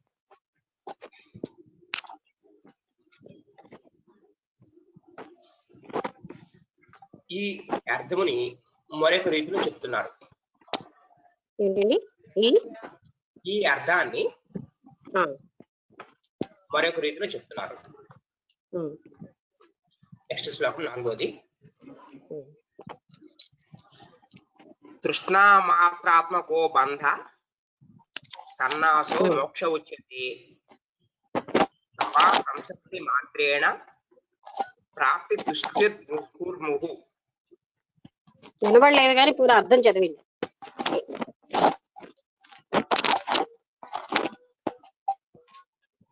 తృష్ణా మాత్రమే బంధమనియు దాని నాశమే మోక్షమనియు చెప్పబడుచు ఉన్నది. ఇంతే అర్థం అండి. అంటే మనకు ఉన్నటువంటి తీవ్రమైన కోరికలే బంధం అని, అది లేకపోవడమే మోక్షం అని చెప్తున్నారు. యోగ వాసిష్టమునందు పురుషులకు దంతములు ఊడిపోయినవి, వెంట్రుకలు తెల్లబడిపోయినవి, నేత్ర దృష్టి తగ్గిపోయినది, అడుగడుగున పాదములు తొట్టుబడిపోవచ్చున్నవి. ఇటు తరుణమున కూడా కృష్ణ అనే సాధ్వి అతన్ని విడిపోలేదు. అదే కదండి, ఆయన ఎవరతను ప్యారడీ రాస్తుంటాడే, ఆయన ఎంతో మంచి ప్యారడీ రాశాడు. అంటే జుట్టు పండిపోయింది, దంతాలు ఊడిపోయాయి, బీపీ పెరిగిపోయింది, అలాగే తర్వాత శరీరం శక్తులు ఉడిగిపోయింది. అయినా వాళ్ళలో ఉన్నటువంటి తీవ్ర తృష్ణ మాత్రం ఏమాత్రం తగ్గదు, అది అలాగే ఉంటుంది నిత్య నూతనంగా. దానివల్ల ఏమవుతుందండి నష్టం? బాధల పాలు అవుతారు. ఎందుకంటే నిరంతరం ఎంత తృష్ణ ఉంటే అంత దుఃఖాల పాలు అవుతుందంటారు. ఈ విషయం మనం గ్రహించాలంటే వార్ధక్యం అంటే శరీరానికి వచ్చింది, కానీ మనస్సులో పరిపక్వం లేనప్పుడు తృష్ణ అనేవి ఎప్పుడైతే జ్ఞానంతో తగ్గించుకోలేదో దాన్ని జ్ఞానం అనే ఆయుధంతోనే ఖండించాలి, వివేకంతోని, విచారణతోని. లేకపోతే ఆ వ్యక్తి మాత్రం దుఃఖాల పాలయ్యి ఆ దుఃఖంలో బాధ భరించలేక అప్పుడు టర్నపోతాడు. అంటే ప్రకృతి పాఠం నేర్పే లోపల మన వివేకంతో మనమే నేర్చేసుకుంటే మంచిది, లేకపోతే ప్రకృతి పాఠం నేర్పిస్తుంది.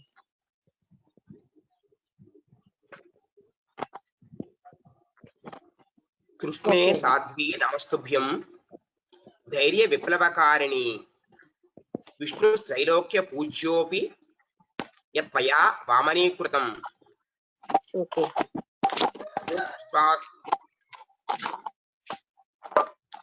వినబడలేదు. ఓ తృష్ణాదేవి, పురుష ధైర్య విఘాతకారిణివగు నీకు నమస్కారము. చూసారా, పురుష ధైర్య విఘాతి కారణం అంటే ఆ పురుషుడు అంటే వ్యక్తి యొక్క ధైర్యాన్ని విఘాతం కలిగించే ఓ కృష్ణాదేవి అంటే చూడండి, సింబలైజ్ చేస్తున్నారు, మీకు నమస్కారం.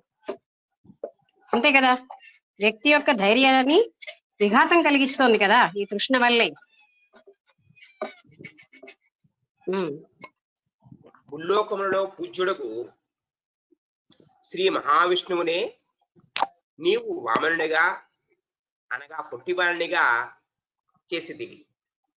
నీ మహిమను ఏమని వర్ణింపవచ్చును? అంటే అది మనకి చెప్తున్నారు ఉదాహరణగా, అక్కడ వామనుని అంత విష్ణుమూర్తిని కూడా నువ్వు వరించేవు ఓ కృష్ణ.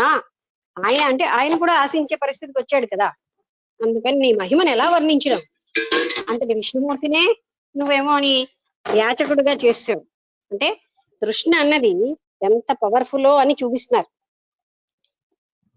అంటే ఇదంతా ఏంటండి, మనం విచారణ చేసుకోవడానికి ఉపయోగపడుతుంది. ఎంత తీవ్రమైన కోరికలు ఉంటే అన్ని బాధలు పాలవుతాం. అజ్ఞానులు ఈ వస్తు సముదాయం ప్రాపంచికమైనటువంటి ఎన్ని వస్తువులు ఉంటే అంత మంచిదని ఆలోచిస్తే, జ్ఞానులు ఎంత వైరాగ్యం ఉంటే అంత మంచిదని ఆలోచిస్తారు. ఎందుకంటే ఈ వస్తువులు ఏవి కూడా సుఖాన్ని ఇవ్వవు. అందుకని శాశ్వతమైన సుఖాన్ని ఇచ్చేటటువంటి జ్ఞానులు పట్టుకుంటారు. అందుకే వివేకంతో మొట్టమొదటే ఏదైతే అవసరమో, ఏది నిత్యమో, ఏది సత్యమో దాన్ని పట్టుకున్న వాళ్ళు ఆనందంగానే ఉంటారండి, ఎప్పుడూ ఆనందంగా ఉంటారు. పర్మనెంట్ ఆనందంగా ఉండాలా, తాత్కాలికంగా ఆనందంగా ఉండాలా, అది మన చాయిస్. అందుకని శాశ్వత ఆనందం కావాలన్న వాళ్ళు టెంపరీ సుఖాలను పట్టుకోరండి. తెలివితేటలు ఎక్కువగా ఉన్న వాళ్ళు ఏం చేస్తారు, ఒక ఇల్లు కొంటే అది 10 ఏళ్ల పాటు ఉంటుందా, 100 ఏళ్ల పాటు అని ఆలోచిస్తారు. మరి ఒక సుఖాన్ని పట్టుకుంటే అది శాశ్వతమా కాదా అని ఆలోచించద్దా? అశాశ్వతమైన ప్రాపంచిక వస్తువులకి అంత మానసిక శక్తి పెడతామే. ఒక వస్తువు కొన్నాం అనుకోండి, 4 కాలాల పాటు మనకుందా లేదా అని చూస్తామే. ఒక గుణం ఆర్జించినప్పుడు ఆ గుణం మనకు బాధను తెచ్చిపెడుతుందా లేదా అని ఆలోచించాలా? అంటే మన తెలివి, మన విజ్డమ్ అటువంటి వాటిల్లో పెట్టడం మానేసి, పోనీ ఇన్ని సుఖాలు ఇక్కడ ఇన్ని వస్తువులు ఆర్జించామంటే మరణం వచ్చినప్పుడు ఒక్కటి కూడా మనతో రాదా కామలోకంలో? పోనీ కష్టపడి ఆర్జించిన ధనమా రాదు. అయినా వ్యక్తులు దానికి ఇచ్చిన ప్రాముఖ్యత మరణానంతరం కూడా శాశ్వతమైనది ఏంటో దానికి ఇవ్వట్లేదు. అంటే వివేక శూన్యులై ప్రవర్తించడం వల్లే కదా ఇహంలోని బాధే పరంలోని బాధే. ఇహపరాలని బాధ పెట్టేటటువంటివి ఎందుకు పట్టుకుంటున్నామని మనం వివేకంతో ఆలోచించాల్సిన ధర్మం ఉందా లేదా? అందుకే ఒక వ్యక్తి వైరాగ్యం కలిగి ఉన్నాడంటే అది ఆయన గ్రేట్నెస్. ఒక వ్యక్తి బంధాలు కలిగి ఉన్నాడంటే వాళ్ళ పట్ల దయ చూపెట్టాలి. ఆ బంధాల్లో వాళ్ళు బాధపడతారు కదా, ఆ బంధాలే బాధను కలిగిస్తాయండి, వాళ్ళని హేళన చేయక్కర్లేదు మనం.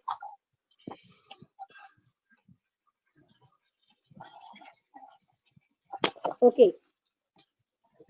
కావున ఓ జనక, తృష్ణాత్యాగమే ముక్తి హేతువై ఉన్నది. అందుకని అష్టావక్రుడు జనకుడితో చెప్తున్నాడు, తృష్ణాత్యాగమే ముక్తి హేతువై ఉంది. నువ్వు నిజంగా ముక్తి కావాలనుకుంటే ఈ తీవ్రతరమైనటువంటి తృష్ణను వదిలిపెట్టి. ఎందుకని? ఆ తృష్ణ ఉన్నంత కొద్దీ అది బంధిస్తూనే ఉంటుంది.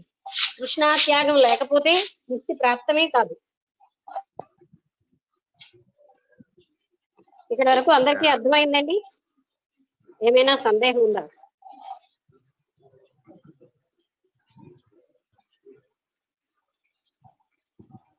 ఇంకా క్లియర్ గానే ఉంది కదా, మనం ప్రపంచంలో చేస్తున్న పనులే ఇచ్చారు, ఇందులో సందేహం బహుశా ఉండకపోవచ్చు. రైట్? ఎవరికైనా సందేహం ఉంటే అడగండి ఇప్పుడే. సందేహం అయితే లేదు కానండి, తృష్ణ వదిలించుకోలేం అంటారు, అంతే కదా? వదిలించుకోవడానికి ఏం చేయాలి? ఎవ్వరూ సాయం చేయరు, మనకి మనమే. ఉద్ధారే ఆత్మనాత్మానం అన్నారు. కృష్ణని వదిలించుకునే సాధన మనమే చేసుకోవాలండి. ఓకే, చదవండి. 5వ శ్లోకానికి ముందు మాట. అయితే బుభుత్సారూపమగు తృష్ణ బ్రాకెట్ లో బోధగుణ నిచ్చ ఏంటండి విడిచుట ఎట్లు బ్రాకెట్ లో? బోధగుణ నిచ్చ. నాకు అర్థం కాలేదు. బోధ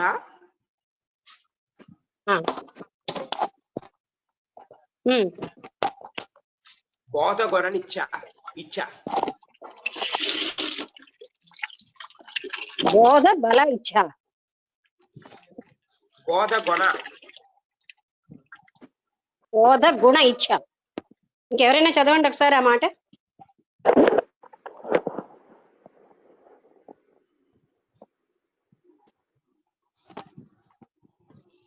వసంతలత ఒకసారి, శారద గాని వసంతలత గాని ఒకసారి చదివితే అర్థమవుతుంది. ఆ మాట అర్థం కాకపోతే నేను ఎలా ఎక్స్ప్లెయిన్ చేయగలను? బుభుత్సారూపమగు తృష్ణ బ్రాకెట్ లో బోధగుణ నిచ్చ. సరేలేండి, బ్రాకెట్ లేదు కనుక నాకు ఇప్పుడు అర్థం కాకపోయినా నేను ఎక్స్ప్లెయిన్ చేయగలను. ఓకే. విడిచుట ఎట్లు అను శంకకు సమాధానం. బోధగుణ నిచ్చ. బోధగుణ నిచ్చ. ఇప్పుడు ఆ గుణ అంటే బోధ గుణ ఇచ్చ అంటే గుణ నిచ్చ సంధి, అంటే అదే సంధి వల్ల నిచ్చ అయింది అది. ఓకే, ఓకే అండి. ఇంకా ఏంటో నీళ్ళ చెప్పది బోల్డ్ వచ్చేస్తుంది. చదవండి. 5వ శ్లోకం అండి. త్వమేకశ్చేతనః శుద్ధో జడం విశ్వమస్తత్తదా అవిద్యాపిన కించిత్ పాక బుభుత్సా తథాపితే. అదంతా ఒకటే శ్లోకమా? ఇదంతా ఒకటే శ్లోకం అండి. ఇదంతా ఒకటే శ్లోకము.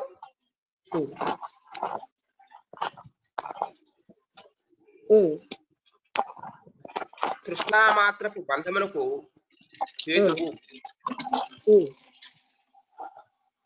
తృష్ణామాత్రము బంధమునకు హేతువు అని తలంచినచో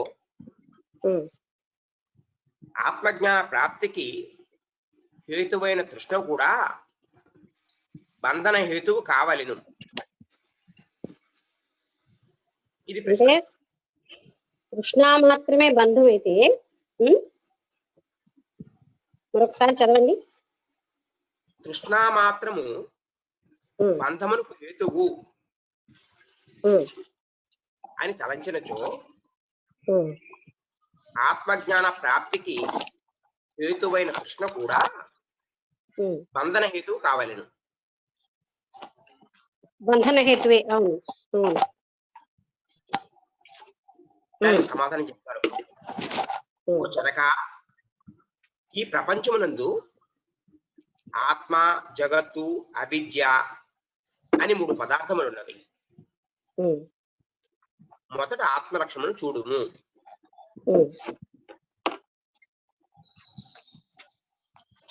స్థూల సూక్ష్మ కారణములను 3 శరీరములకును, జాగ్రత్త స్వప్న సుషుప్తులను 3 అవస్థలకును భిన్నమై సాక్షి అయి సచ్చిదానందమగునదియే ఆత్మ.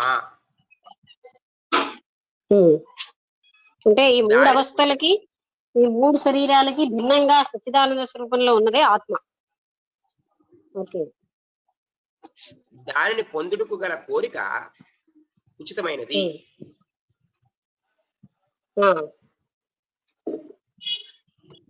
అంటే ఆత్మతత్వాన్ని పొందాలన్న కోరిక ఉచితమైనది. నెక్స్ట్ ఇంకొక శ్లోకం తాలూకా పాదం ఇచ్చారండి. అంటే బహుశా ఆయన ఇందాకలు అడిగిన శ్లోకం ఆత్మతత్వాన్ని పొందాలన్న కోరిక కూడా కోరికే కదా అని అడిగి ఉంటాడు, అంతేనా? అవునండి. అంటే అది ఉచితమైన కోరిక. కృష్ణమూర్తి గారి కోరిక కాని కోరిక అన్న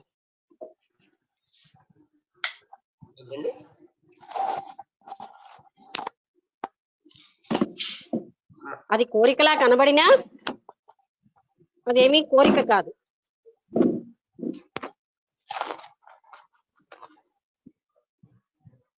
ఓకే అండి. అనాది భావత్వే సతి జ్ఞాన నివృత్య అజ్ఞానత్వం. అనాది భాష రూపమై ఆత్మజ్ఞానముచే నివృత్తి కలదే అజ్ఞానము అనగా అవిద్య. అదే అంటే అజ్ఞానం అన్నది అనాదిగా ఉంది. ఇది కేవలంగా ఆత్మజ్ఞానం చేతే నివృత్తి అవుతుంది. నిన్న కృష్ణమూర్తి దాంట్లో టాపిక్ కూడా ఇలాంటిదే. అంటే కండిషనింగ్ కూడా అవిద్యే. కండిషనింగ్ ఎందుకు తొలగించుకోవాలి? అసలు అవిద్యను ఎందుకు తొలగించుకోవాలి? జ్ఞానం పొందడానికి. జ్ఞానం ఎందుకు పొందాలి? సుఖం కోసం. ఏ సుఖం కోసం మనం తప్పిస్తున్నామో ఆ నిరతిశయమైన అనంతమైన సుఖం మనకి కేవలంగా ఆ జ్ఞానం పొందడం వల్లే వస్తుంది. అవిద్య వల్ల నానా బాధలు పడుతున్నాం. అందువల్ల అవిద్యని తొలగించుకోవాల్సిన అవసరం ఉంది. ఎప్పుడైతే అవిద్య తొలగిందో అక్కడ దుఃఖమే లేదు. దుఃఖానికి కారణం కేవలంగా అవిద్య. ఇది అనాది, ఎప్పటి నుంచో ఉంది, ఎన్ని జన్మల నుంచో వచ్చేసింది. అందుకే అంత సులువుగా తొలగించుకోలేకపోతున్నాం. అవిద్యను తొలగించుకుంటే ఉన్నది ఆత్మజ్ఞానమే. ఓకే. గచ్చతీతి జగత్ నిరంతరము పోవుచున్నది కావుననే జగత్తు అని చెప్పబడి ఉన్నది. గచ్చతి అంటే పోవడం. గచ్చతి ఇది జగత్ అంటే పోతున్నది కనుకే దీన్ని జగత్ అన్నాం. అంటే నిరంతరం ఇది చలనంలోనే ఉంది, అందుకే దీన్ని జగత్తు అంటున్నాం. ఓ జనక, నీవు ఈ మూడింటిలో ఆత్మస్వరూపుడవై ఉన్నావు. శుద్ధ చైతన్య రూపముగు ఆత్మనే పూర్ణ స్వరూపము అని నిశ్చయించుకొను. జగత్తును అసద్రూపము అని తెలుసుకొను. జనకుడికి ఏం చెప్తున్నాడంటే, నువ్వు ఆత్మస్వరూపుడవై ఉన్నావు, ఈ జగత్తు అసత్ స్వరూపం అని తెలుసుకో. పూర్ణ స్వరూపం అయినటువంటి ఆత్మవే నువ్వై ఉన్నావని నువ్వు జ్ఞాపకం ఉంచుకో, అంటే తెలుసుకో. ఇంకా అక్కడ అవిద్య ఎప్పుడు లేదు కనుక అక్కడ ఆయనకి బంధించడం ఏమీ లేదు, ముక్తుడైపోయి ఉన్నాడు. జగత్తు అవిద్య ఆత్మస్వరూపంలో నువ్వు ఆత్మస్వరూపుడై ఉన్నావు అని మరొకసారి కన్ఫర్మేషన్ ఇచ్చినాడు అనమాట అష్టావక్రుడు జనకుడికి. అవిద్య సదసద్ధి లక్షణమును అనిర్వచనమై ఉన్నది. ఏమిటి అనుభవించడం? అవిద్య సదసద్ధి లక్షణములను అనిర్వచనీయమై ఉన్నది. అది ఏది సత్తు ఏది అసత్తు అనే దాన్ని తెలియకుండా చేస్తోంది అవిద్య. ఈ అవిద్య కార్యక్రమకుట వలన జగత్తు కూడా అనిర్వాచ్యమే. అవిద్యతో ఉంది కనుక జగత్తు కూడా మనకు అలాగే ఏమిటంటే అది ఆ పదం అనేపాద్యం, అనిర్వాచ్యము. అనిపాద్యము అనిర్వాచ్యము. అనిర్వాచ్యం అంటే నిర్వచించలేనట్టుగా ఉంది. అంటే జగత్తు అవిద్యతో కూడింది గనక అనిర్వాచ్యము అంటే నిర్వచనానికి అతీతంగా ఉంది, ఇది అని చెప్పలేము దాన్ని. అందువలన ఈ రెండిటి యందును తృష్ణ ఉంచుట అనుచితము. ఎందుకు అనగా ఆ రెండును మిథ్యాస్వరూపములు. మిథ్యా వస్తువులందు కోరిక కలవాడు మూర్ఖుడు. అందుకే అవిద్యలోని జగత్తులోని కోరిక ఉంచడం మూర్ఖత్వం. మిథ్యాస్వరూపం అంటే ఏది లేదో దాన్ని కోరడం అన్నది మూర్ఖుడు చేసే పని గనక అందులో కోరిక ఉంచడం మూర్ఖత్వమే. అజ్ఞాని తప్ప జ్ఞాని వాడెవడును ఎన్నడును అట్టి కోరికను కలిగి ఉండడు. కేవలంగా అజ్ఞానికే అలాంటి మిథ్యా రూపమైన జగత్తులో ఉన్న వస్తువులు జగత్తు పట్ల మోహం ఉండి అవి కోరుతూ ఉంటాడు. కానీ జ్ఞాని అయిన వాడు అలాంటి కోరికలు కలిగి ఉండడు.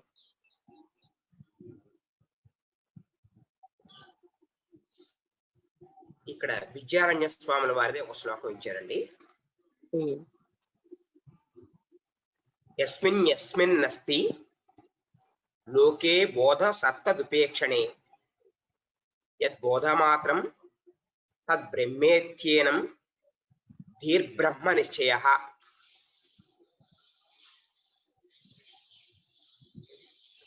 లక్ష్మి విద్యారణ్య స్వాముల వారి వచనము ఏంటి చెప్పాలి?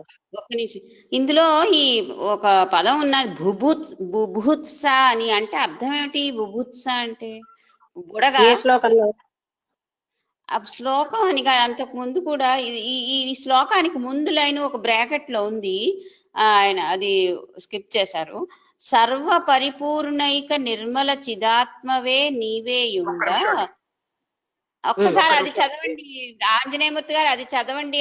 అది మీరు స్కిప్ చేశారు. ఆ నువ్వే చదివి ఒకసారి, నువ్వే చదివి, ఇంతవరకు చదివావు కదా. సర్వ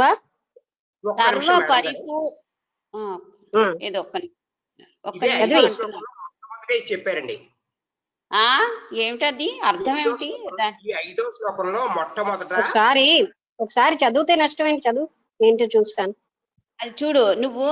దాని ముందు అజ్ఞాని తప్ప జ్ఞాని అగువాడు ఎన్నడూ అట్టి కోరికను కలిగి ఉండడు అని ఉంది ఒక సెంటెన్స్. దాని తర్వాత ఒక బ్రాకెట్ లో ఒకటి ఉంది, అదేమిటంటే సర్వ పరిపూర్ణైక నిర్మల చిదాత్మవే నీవేయుండ బుభుత్సయు లేదని భావము.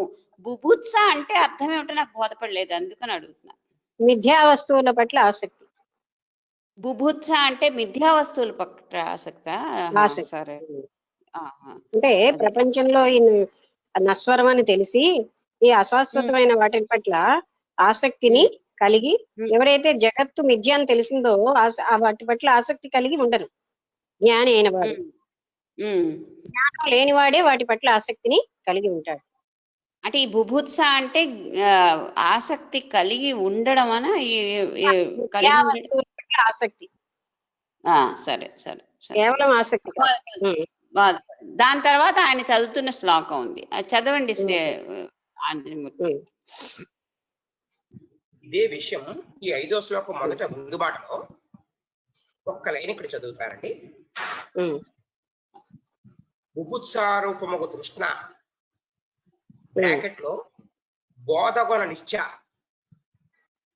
విడిచిట్లు. బోధగొన నిశ్చ ఇందాక ఇదే మాట అర్థం కాక 2 సార్లు చదువుకున్నాం. ఏంటది? బోధగొన నిచ్చ అని ఇందాక చదివాం కదా వర్డ్. దానికి ముందు కూడా అలాగే రాసింది. అయితే బుభుత్సారూపమగు తృష్ణ ఆ బ్రాకెట్ లో బోధగొన నిచ్చ అంటే బుభుత్స అంటే మార్జాలంలా ఉంది విషయం. సరే సరే, ఆ పాయింట్ వదిలేసి మన విషయం మాట్లాడుకుందాం, పర్వాలేదు. చదవండి.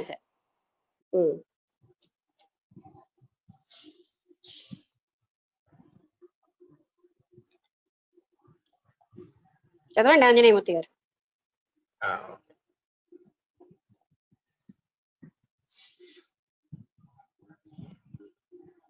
అంత పాజు తీసుకుంటున్నారేంటి? ఒక్క సెకండ్ కొంచెం ముందుకు వెళ్ళింది.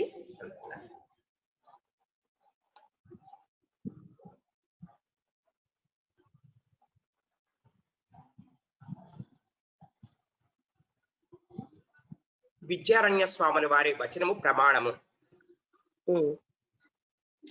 బోధాత్మ ఏకమును. కాదు కదా, అది ఏమిటది? ఆ ముందు వాక్యం చదవండి, పూర్తిగా చదవలేదు ఎవరు ఇద్దరు కూడా.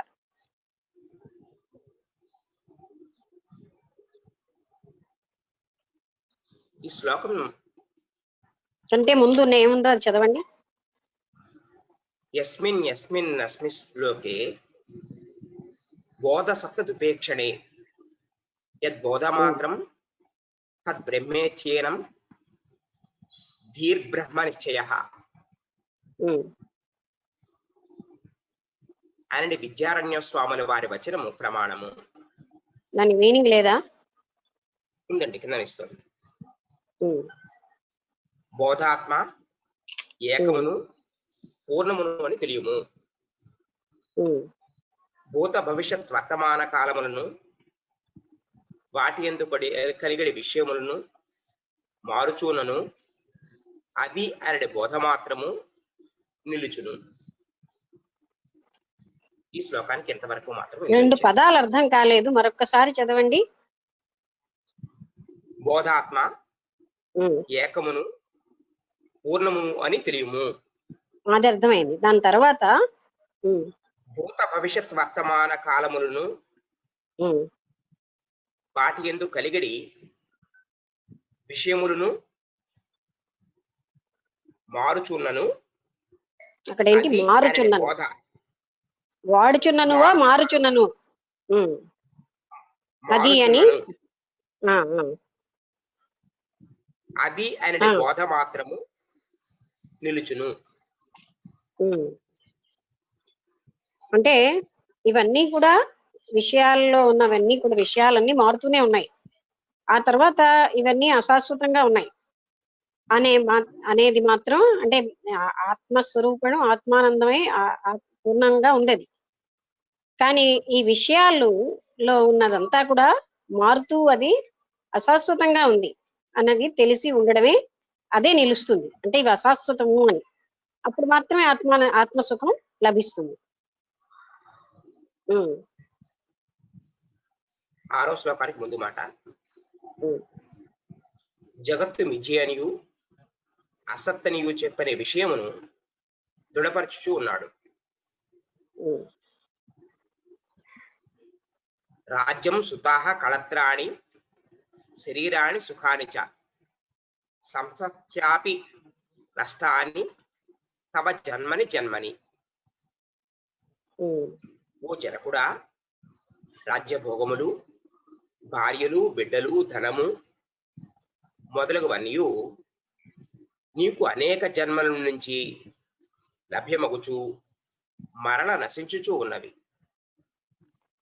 పూర్వజన్మమునందు నీకు భార్యా బిడ్డలుగా ఉన్నవారు ఈ జన్మమునకెక్కడో వారి జాడయే కనిపించదు. ఈ జన్మమున నీ భార్యా బిడ్డలుగా ఉన్నవారు మరు జన్మన వారేమగుదురో వారి పేరు ఊరైనను ఉండదు.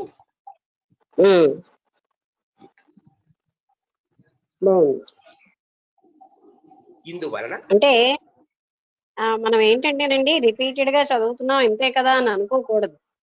అది అస్తమానం ఒకటే చెప్తున్నారు అని అలా ఆలోచిస్తే, ఎందుకు చెప్తున్నారండి అంత మహాత్ములు అన్ని సార్లు అంటే, ఎన్నిసార్లు చెప్పినా అందులోంచి మన మోహం వేయటం లేదని చెప్తారు.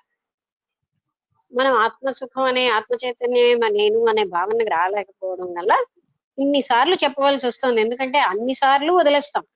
10 సార్లు చెప్తే 1000 సార్లు దృఢభావంతోనే ఉంటున్నాం. అందువల్ల అలా చెప్తున్నారు మహాత్ములైనా. ఇది ఎంత గట్టిగా ఉందో మనందరికీ తెలుసు. ఇంటెలెక్చువల్ గా అన్ని వదిలిమన్నారు అంతే కదా అని అనుకుంటే చాలదండి. ఎక్కడ వదిలేం అని చూసుకోగలిగినప్పుడు అది ఎందుకు అన్నిసార్లు చెప్తున్నారో అర్థమవుతుంది. ఎందుకంటే ఎన్నిసార్లు చెప్పినా ఆ బంధాలు అన్నవి మనకి ఎప్పుడు ఉంటున్నాయి.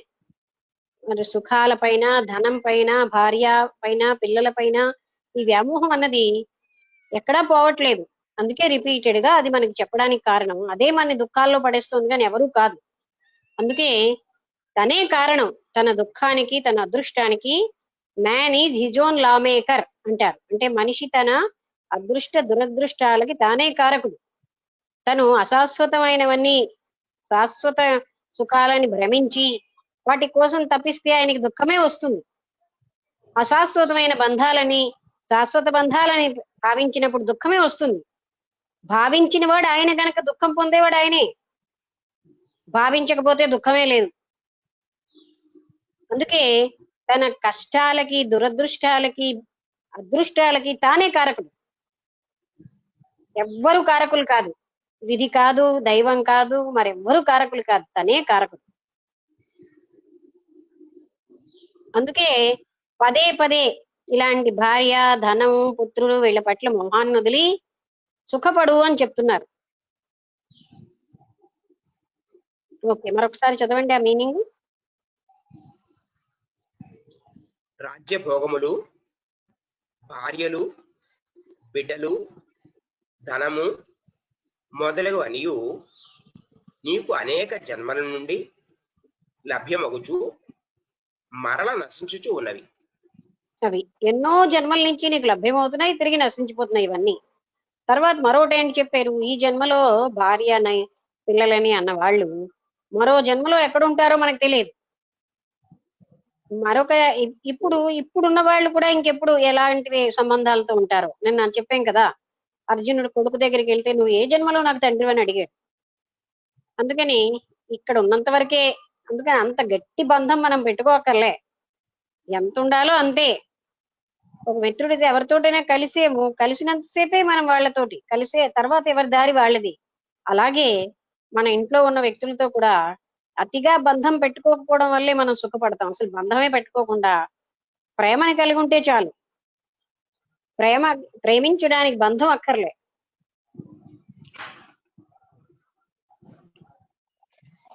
పూర్వజన్మమునందు నీకు భార్య బిడ్డలుగా ఉన్నవారు ఈ జన్మమునకు ఎక్కడో వారి జాడయే కనిపించదు. అది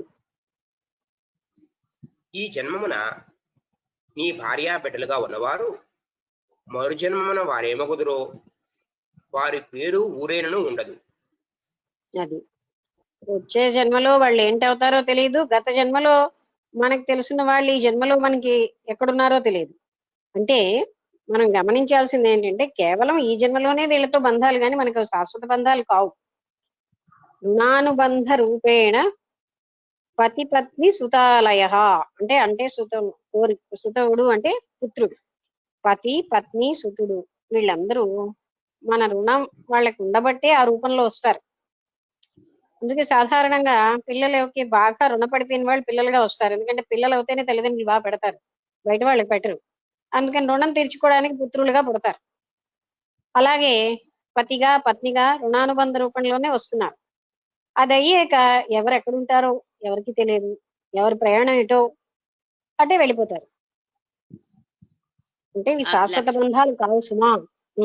లక్ష్మి అంటారు కదా, ఈ జన్మ జన్మల బంధాలు అవి ఉంటాయి, పాత జన్మలో అంటే అది ఉండదంటారా? కనెక్షన్ ఏమి ఉండదంటారా? వీళ్ళకి మోహం ఎక్కువగా ఉంటుంది కదా, అందువల్ల అలాగా అని భ్రమించి అంటే కొన్ని మానవ కల్పితాలు చాలా. ఎందుకంటే రుణం ఉన్నదనుకో, తీరిపోతే అక్కడితో వాళ్ళతో అయిపోయింది. ఇంకా మరి వాళ్ళకి మనకి ఏమిటి బంధం? సరే, అంతకు ముందు ఏదో ఒక కనెక్షన్ ఉండడం వల్ల ఈనాడు మీ భార్య భర్త అయ్యారని కూడా అంటారు. నువ్వు అనుభవే ప్రశ్న నాకు అర్థమైంది. ఒకసారి ఆపు. ఏంటంటే మనం వీళ్ళకి మోహబంధం ఎక్కువైపోయింది, తర్వాత కూడా వీళ్ళే రావాలి అని, అందుకే చనిపోయాక కూడా వీళ్ళతోనే ఉంటామని భ్రమిస్తూ ఉంటారు. ఎందుకు అవుతుంది అలాగా? ఈ కర్మ సిద్ధాంతం ఎక్కడా అలా చెప్పట్లేదే. ఆ రుణం తీర్చుకునే వరకే, తర్వాత వాళ్ళతో ఎందుకు బంధం ఉంటుంది? ఈ మోహం ఎక్కువగా ఉండడం వల్ల ఆశించిన స్థితి అది. అంతేగాని సరే. ఎవరి రుణం ఎంతో అంతే వాళ్ళు అయిపోతారు అక్కడితో. అంత అది చాలా కష్టం అలా ఒకసారి అనుకోవడం. చాలా ఒకసారి వింటావా? ఈనాడు మనం ఆశించిన భర్త నెక్స్ట్ జన్మలో వచ్చాడు అనుకో, అప్పుడు ఆయన ఎంత అడ్డంకి అవుతాడో. నెక్స్ట్ జన్మలో మనం ఇంకో రకంగా ఉంటాం. ఈ భర్త అక్కడ వస్తే నిజంగా ఇప్పుడు కోరుకున్నామని వచ్చాడు, ఆయన అడ్డంకి అయిపోతాడు. నెక్స్ట్ జన్మలో మన నెక్స్ట్ ఒకసారి అదే నీకు చెప్తున్నాను, నీకు ప్రశ్నించకుండానే చెప్తున్నాను. నెక్స్ట్ జన్మ వదిలి ఈ జన్మలోనే ఇవాళ ఎవరితోటో మాట్లాడాం, చాలా హాయిగా ఉంది, రేపు కూడా రండి అంటాం. సరే, ఎందుకంటే హాయి కంటిన్యూ చేసుకోదానికి సుఖం. రేపు వచ్చేసరికల్లా మనం ఎన్ని రకాల ఆందోళనలతో ఎన్ని రకాల వర్రీస్తూ ఉంటామో ఆయన రావడమే మనకి ఇబ్బంది. రేపు ఇలాగే ఉంటుందని మనం ఆశించి రేపు రండి అంటాం. అర్థమైందా? ఆ వ్యక్తి రేపు వచ్చేసరికల్లా మనకి ఇబ్బందికారకుడు అయిపోతాడు. ఎందుకంటే ఏ పరిస్థితి ఉండదు, మనకి పరిస్థితులు మారిపోతాయి. ఇదే పరిస్థితి కంటిన్యూ అవుతుందని భ్రమించి అన్ని జన్మలకి నువ్వే ఉండంటాం. ఆ నెక్స్ట్ జన్మలో మన సంకల్పాలు మనకున్న మన అంతర్గత స్థితి అంతా మారిపోతుంది. అప్పుడు ఆ వ్యక్తి మనకి అడిగిపోతాడు. ఇది అజ్ఞానపూరితమైన కోరిక. మోహాతిశయం వల్ల వాళ్ళు భావిస్తారు అలాగా, దాంతో పాటలు అన్ని కూర్చేస్తున్నారు. అందుకే జ్ఞానం ఎస్తుంది అన్నది మనం చూడాలి. సరే సరే సరే, అది అది చాలా మంచి పాయింట్, అసలు నిజంగానే గొప్ప ఇది.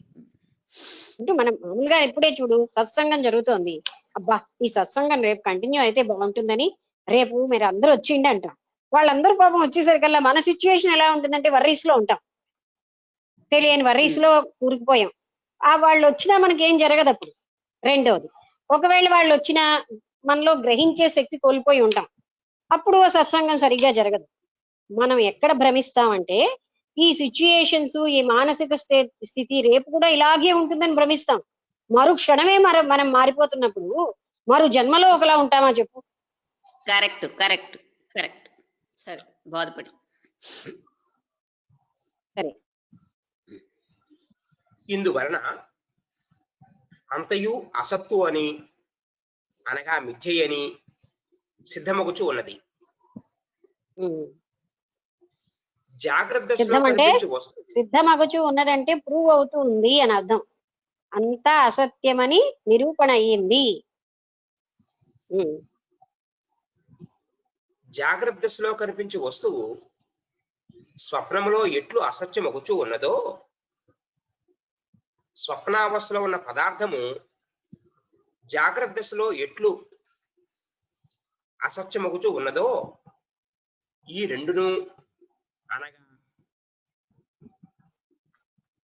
జాగ్రత్త స్వప్నములు రెండును సుషుప్తిలోను సుషుప్తి జాగ్రత్త స్వప్నముల్లోనూ ఎట్లు లేదో అట్లే మానవుడు అజ్ఞాన రూప స్వప్నావస్థ నుండి మేలుకొని జ్ఞాన రూప జాగ్రత్త అవస్థనందు పొందినప్పుడు అతనికి సర్వప్రపంచమును లేదు అనగా మిథ్యయని తోచును. అది అంటే ఈ మొత్తం ప్రపంచం అంతా జ్ఞానికి మిథ్యే, ఆయనకి లేదు. స్వప్నంలో ఉన్న వస్తువులు జాగ్రత్త అవస్థకు వచ్చేసరికల్లా అన్ని అసత్యమే. మనం నిద్రావస్థలో ఉన్నప్పుడు ఈ జగత్ ఏది మనకు కనబడదు, అన్ని అసత్యమే. అప్పుడు అంటే ఒకసారి అసత్యమైనవి ఇంకొకసారి సత్యంగా కనిపిస్తున్నాయి. స్వప్నంలో ఉన్నప్పుడు స్వప్నావస్థలో అన్నీ నిజమే, స్వప్నానంతరం అసత్యాలు. నిద్రావస్థలో ఉన్నప్పుడు లేదా స్వప్నావస్థలో ఉన్నప్పుడు జగత్ అసత్యం, జగత్తు లేదు అక్కడ. ఈ విధంగా మనం గ్రహించి ఏమిటి తెలుసుకోవాలంటే, జ్ఞాని అయిన వాడు ఏం చేస్తాడు, ఈ అశాశ్వతత్వాన్ని బాగా గుర్తు పెట్టుకుంటాడు. అజ్ఞాని అది మర్చిపోయి ఇవే శాశ్వతం అని జీవించి దుఃఖం పాలు అవుతాడు గనక నువ్వు జ్ఞానిగా ఉండు అని చెప్తున్నాడు అనమాట.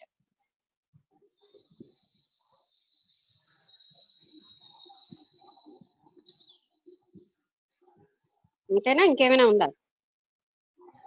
ఇది ఇంతేనండి. ఉమ్, నెక్స్ట్ పేరా. ఉమ్, ప్రశ్న: అయ్యా, సాంఖ్యవాదులు జగత్ పదార్థములు నిత్యమని తలంచుచూ ఉన్నారు, మరియు కారణ కార్యములు రెండును, అనగా కారణముకు మృత్తిక, దాని కార్యముకు ఘటము రెండును సత్యములే అని వారు చెప్పుచూ ఉన్నారు. ఉమ్, ఘటము మృత్తిక యందు సత్యపూర్ణమై సూక్ష్మరూపముతో ఉండి ఉండనిచో దాని ఉత్పత్తి కూడా కాజాలదు. ఉమ్. ఎందుకనగా అంటే అని ఆ, చెప్పండి. ఎందుకనగా ఉమ్, అసత్య వస్తువు సత్య వస్తువు నుండి ఉత్పన్నము కాదు, కావున ఘటము సత్యమే. ఇదే విధముగా ఉమ్. ప్రపంచమునందరి సమస్త పదార్థములు సత్యములే.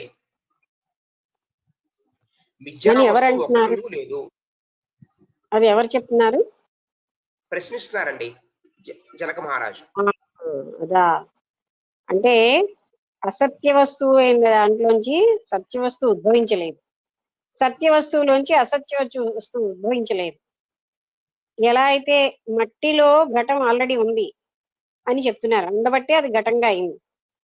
అటువంటి అప్పుడు ఈ జగత్తు అసత్యం ఎలాగవుతుంది? సత్య పదార్థంలోంచి వచ్చిన జగత్తు అసత్యం ఎలా అవుతుంది? ఇందులో ఉన్నటువంటి వస్తువులన్నీ అసత్యం ఎలాగవుతాయని మళ్ళీ జనకుడు ప్రశ్నించాడు. లక్ష్మి, ఇది జనకుడు అడిగిన ప్రశ్న కాదు ఇది.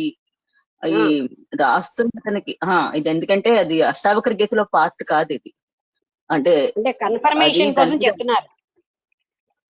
ఇది తను ఇస్తున్న బోధపరుస్తున్న దాంట్లో ఒక భాగం. వ్యాఖ్య చెప్తున్నారు, క్వశ్చన్ చేసి ఆన్సర్ చెప్తున్నారు. ఓకే, వ్యాఖ్య.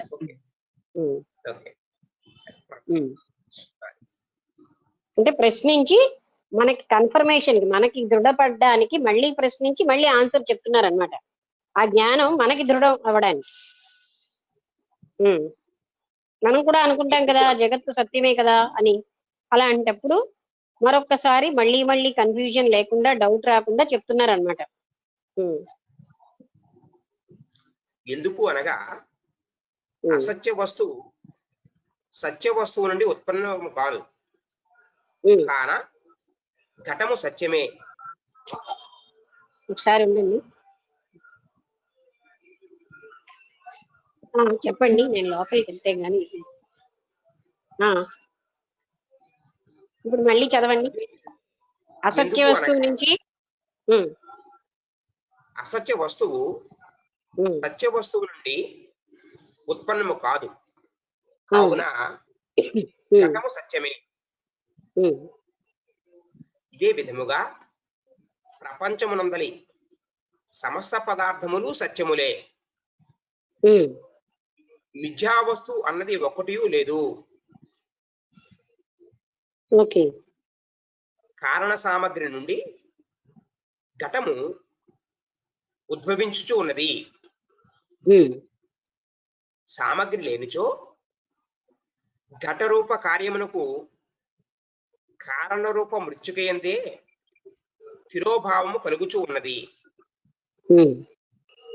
ఘటము మిథ్య కాదు కదా? వచ్చిన దీనికి సమాధానంగా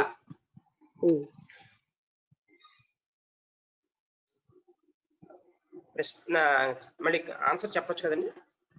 చెప్పండి. త్రికాలాబాధ్యత్వే సత్యత్వం. త్రికాలాబాధ్యమైన దానికే సత్యము అని పేరు. అయితే ప్రపంచమునందు అట్టి పదార్థం ఏదీ కనిపించదు. కార్యము తన కారణమునందు సత్యరూపముతో ఉండును, కావున ఇది సత్యము అని నీవు చెప్పిన యుక్తి అంత యుక్తముగా లేదు. ఎందుకు అనగా వస్త్రమునకు కారణము తంతువు, తంతువులే కాలిపోయినచో ఇక వస్త్రము ఎక్కడ ఉండును? కారణము అక్కడ లేదు. అనగా కారణము అక్కడ లేదు.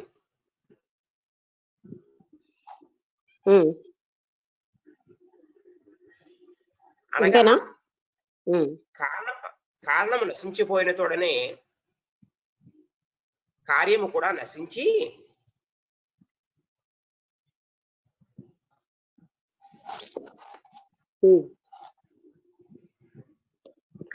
నశించిపోయినది.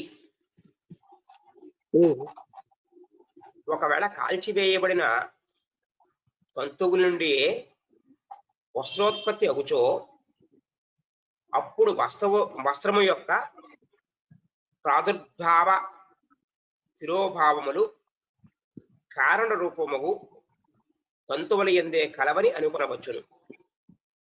అసలు తంతువే ఇక ప్రాదుర్భావ తిరోభావములు ఎక్కడా? వచ్చిన మాట అసలు తంతు ఏది అన తంతువే లేదు. ఇక ప్రాదుర్భావ తిరోభావములు ఎక్కడా? అంటే ఘటనలో మృతికలోంచి ఘటం రావడం నిజమే, కానీ ఇక్కడ ఇది అసలు నిజంగా చెప్పాలంటే మనం ఈ జగత్ అన్నది ఘటంలో ఎలా అయితే ఘటం మృతికలోంచి వచ్చిందో అలా రాలేదు కదా, అసలు ఇది ఉద్భవించనే లేదు. అయితే అక్కడ ఎలా చెప్తున్నారు?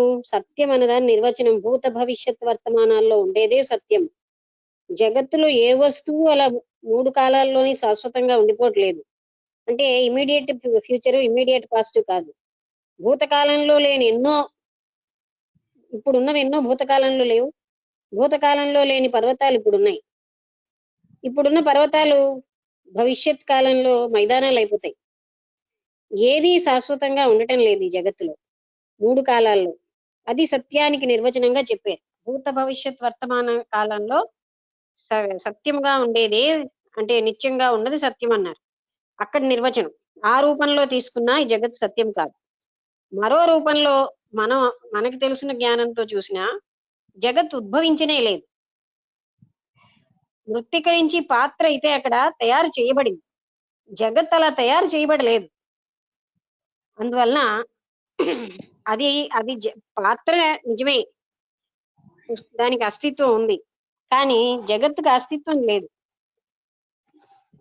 ఎందుకంటే జగత్తు నిర్మించబడలేదు, సృష్టించబడలేదు. అది శాశ్వత పదార్థం నుంచి బాసిల్లడం వల్ల వచ్చింది, కానీ పదార్థం మారిపోయి జగత్తుగా అవలేదు. అసలు విషయం అంతే కదా. శాశ్వత పదార్థం మార్పు చెంది జగత్తుగా అవలేదు, జగత్తుగా బాసిల్లుతోంది. అది మనం గ్రహించాలి. ఆ రకంగా కూడా బాసిల్లే పదార్థం కనుక అది సత్యం కాదు. నెక్స్ట్ పేరా అండి. ఒకవేళ ఆ వస్త్రము తనకు కారణమైన తంతువులకు కారణమైన వస్త్రమా? ఒకవేళ వస్త్రానికి తంతువుకి చెప్తున్నారు. వస్త్రంలో ఎన్నో తంతువులు ఉంటాయి. కారణం తంతువు, కార్యము వస్త్రము. తంతువులన్నీ కాలిపోతే వస్త్రము లేదు. ఈ తంతువులన్నీ మళ్ళీ వస్త్రంగా మారాయంటే ఆ తంతువు కారణం అని అనొచ్చు. అంటే ఇక్కడ ఏం చెప్తున్నారు?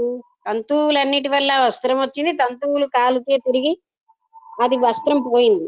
మళ్ళీ తంతువులన్నిటినీ, ఆ కాలిపోయిన తంతువులన్నిటినీ వస్త్రంగా తయారు చేయగలిగితే అప్పుడు అది నిజమైనటువంటి కారణం అనుకోవచ్చు. అంటే ఇక్కడ కేవలంగా కారణం లేకపోతే కార్యం లేనే లేదు.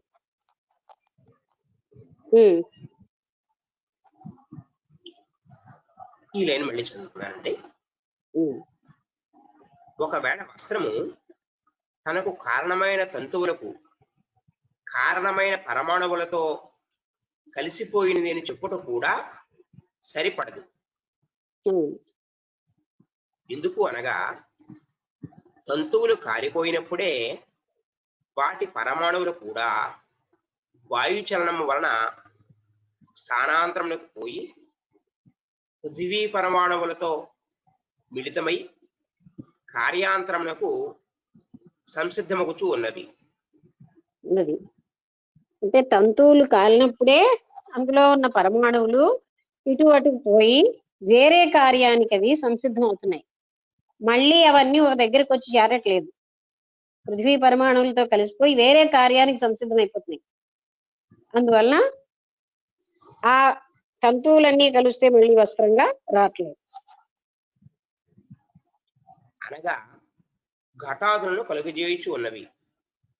ఎట్లు అనగా తంతువు ఎట్లు పృథివీ కార్యము, ఘటము కూడా అట్లే పృథివీ కార్యము.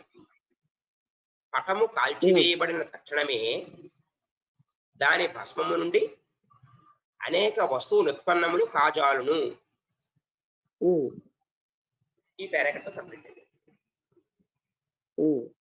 అంటే మళ్ళీ ఆ ఘటం ఎప్పుడైతే చెల్లా చెదరైపోయిందో ఆ పృథ్వీ దాంట్లోంచి అది ఎన్నో రకాల వస్తువులు ఉత్పత్తి అవుతుంటాయి. అంటే ఘటమే కాదు, ఆ పరమాణువులు చెల్లా చెదరైపోతూ ఉంటాయి. అయితే పట సంబంధమైన భస్మమునందు పటమే తిరోభావ రూపముతో ఉంటున్నదని చెప్పినచో రెండవ వస్తువు ఉత్పత్తి ఒకటికే అవకాశం ఉండదు. ఈ ఉదాహరణ మనకు అంత ఈజీగా లేదు, కానీ అంటే అసలు అందుకే ఉదాహరణలు ఏవైనాను కాంప్లికేటెడ్ గా ఉండకూడదు. అయితే అసలు విషయం మీద మనం మనస్సు పెడితే కారణము కార్యము, కారణం తంతువు, కార్యము వస్త్రము. కారణము మృత్తిక అంటే మట్టి, కార్యము కుండ. అలాగా ఇక్కడ కారణ కార్యం అనే దానికి చెప్తున్నారనమాట. జగత్తు యొక్క నిత్యత్వం కోసం చెప్తున్నారు. మరియు ప్రపంచమును అట్లు చూడబడలేదు. మళ్ళీ అది చదవండి ఆ వాక్యం. పట సంబంధమైన భస్మమునందు పటమే తిరోభావ రూపముతో ఉంటున్నది అని చెప్పినచో రెండవ వస్తువు ఉత్పత్తి అగుటకే అవకాశం ఉండదు. మరియు ప్రపంచమును అట్లు చూడబడలేదు.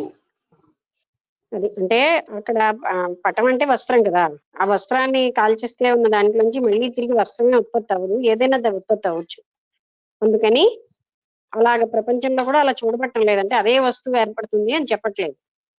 అలా ఇప్పుడు అది మొత్తం అంతా ఎందుకు చెప్తున్నారో మరొకసారి చదవండి, అంతా కలిపి చదివింది. ఇప్పుడు చదివిన పేరా అండి. ఎందుకంటే అక్కడ ఏమిటి సారూప్యం తెస్తున్నారు అన్నది అంటే మనకు తెలుస్తోంది, కానీ అంతకంటే అతిగా దేనికి చెప్తున్నారని. దీని కంటిన్యూ చూడడానికి ఒక 4 లైన్లు ఉంది, చదివి లింకులో ఉంటుందండి.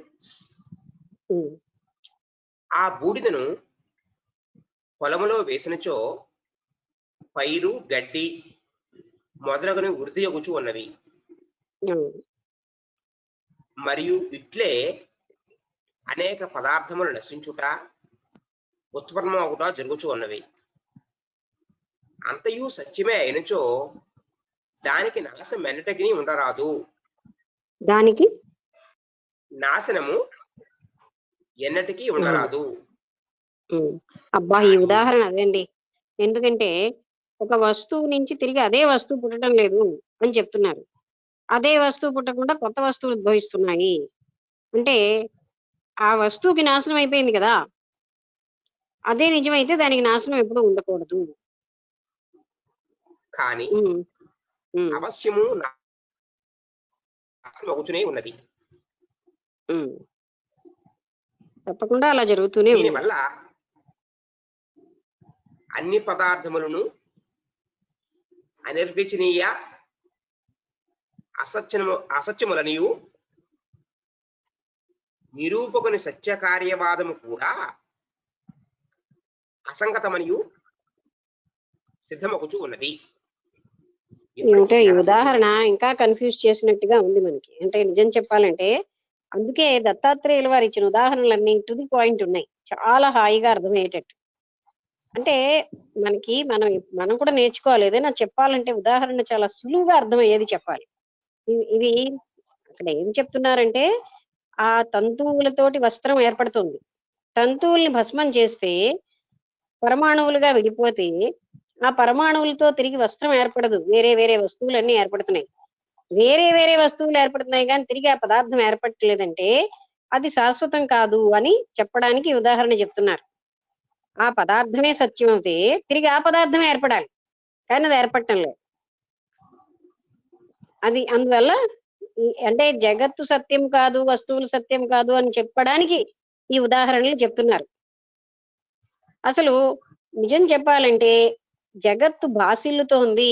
ఆ ప్రతిబింబం ఉదాహరణ ఎంత ఆనందంగా ఉందో. అంటే అద్దంలో ప్రతిబింబంలా ఉంది జగత్తు. ప్రతిబింబం నిజం కాదు కదా. జగత్తు కూడా చిదాత్మ అనే అద్దంలో ప్రతిబింబంలా ఉంది. అది శాశ్వతం ఎలాగవుతుంది అన్న ఉదాహరణ ఎంత బాగా అర్థమైంది చెప్పండి. ఈ ఉదాహరణ కంటే ఆ ఉదాహరణ ఎంత బాగా అర్థమవుతోంది మనకి. త్రిపుర రహస్యంలో అంత సులువుగా అర్థం కావడానికి ఆయన ఇచ్చిన ఉదాహరణలు, ఆయన చెప్పినటువంటి వ్యాఖ్యానం చాలా సులువుగా మనకు మనస్సుకు హత్తుకునేటట్టుంది. ఇక్కడ ఈ వ్యాఖ్యాత ఇచ్చిన ఉదాహరణలు పిల్లిని మార్జాలం చేస్తున్నట్టున్నాయి. అందువల్ల మనం అదే అర్థం అవడానికే కష్టం అవుతుంది. అసలు అంటే విషయం ఏం చెప్తున్నారంటే ఈ పరమాణువులు ఒక వస్తువుని గాని మూల కారణమైనటువంటి వాటిని ఛేదిస్తే, దహింప చేస్తే ఆ పరమాణువుల వల్ల మళ్ళీ తిరిగి ఆ వస్తువు ఏర్పడటం లేదు అంటే సత్యము కాదు అని చెప్తున్నారు. ఇది శాశ్వతం కాదు, నాశరహితమైనది, నాశనమయ్యేదే కానీ శాశ్వతంగా ఉండేది కాదు అని ఉదాహరణ అక్కడ చెప్పారు. కానీ అదే మనం అద్దంలో ప్రతిబింబంలా ఉంది అన్నప్పుడు ప్రతిబింబం ఎలాంటిదో మనకు అందరికీ తెలుసు. ప్రతిబింబాన్ని పట్టుకోవాలంటే పట్టుకోలేము. అది నిజం ఎంత, ప్రతిబింబం నిజం కాదని మనకు తెలుసు. వస్తువు యొక్క ప్రతిబింబమే గాని వస్తువు అక్కడ ప్రతిబింబంగా అక్కడ లేదు. వెళ్ళి పట్టుకుని చూద్దామంటే అక్కడ కనబడదు. జగత్తు కూడా ప్రతిబింబమే. చిదాత్మలో జగత్తు ప్రతిబింబంగా ఉంది. అయితే చిదాత్మ సర్వస్వతంత్రత ఉంది గనక దానికి అర్థం గాని వస్తువు గాని అవసరం లేదు. అది స్వతంత్ర ప్రతిపత్తి కలిగి ఉంది. అందువల్ల అది జగత్తుని బాసిల్ల చేయగలుగుతుంది అని మనం నేర్చుకున్నాం. ఆ ఉదాహరణ ఎంతో హాయిగా అర్థమైంది. ఈ ఉదాహరణలన్నిటికంటే అసలు దాన్ని పోగొట్టుకోకుండా ఉంటే మనకు చాలు. సరే, ఇది చెప్పడానికి దేనికి చెప్తున్నారు? జగత్తు నిత్యంగా లేదు, జగత్తులో పదార్థాలు సత్యం కావు, శాశ్వతమైనవి కావు అని చెప్తున్నారు. సరే, నెక్స్ట్ శ్లోకం తలకో ముందు మాట అండి. బుభుత్స బ్రాకెట్ లో తెలుసుకొన ఇచ్చ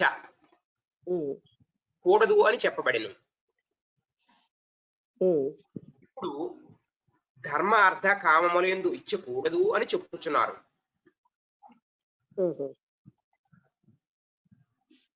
ఏడో శ్లోకం. అలా మధ్యేన కామేన సుకృతేనాపి కర్మణ ఏభ్య సంసార కాంతేరే నా విశ్రాంత మభూన్మనః. ఓ జనక, ధర్మార్థ కామముల యందలి ఇచ్చ పూర్తిగా లేకుండాటయే జీవన్ముక్తికి కారణము, మరియు వీటి అందరి దోషములను చూడుము. ధర్మార్థ కామాల్లో కూడా దోషములు ఉన్నాయి. వాటిలో ఇచ్చ లేకుండా ఉండడమే మోక్షం. అంటులో దోషాలు చెప్తున్నారు. ధర్మ అర్థ కామాలు.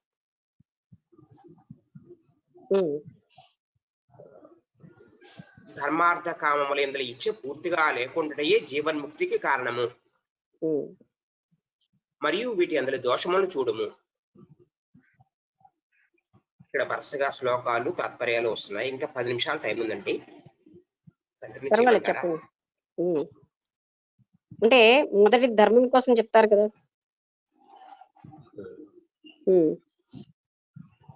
పృథివీం ధన పూర్ణాం చేదిమాం సాగరమే కలాం ప్రాప్నోతి పునరప్యేష స్వర్గమిచ్చతి నిత్యసహ.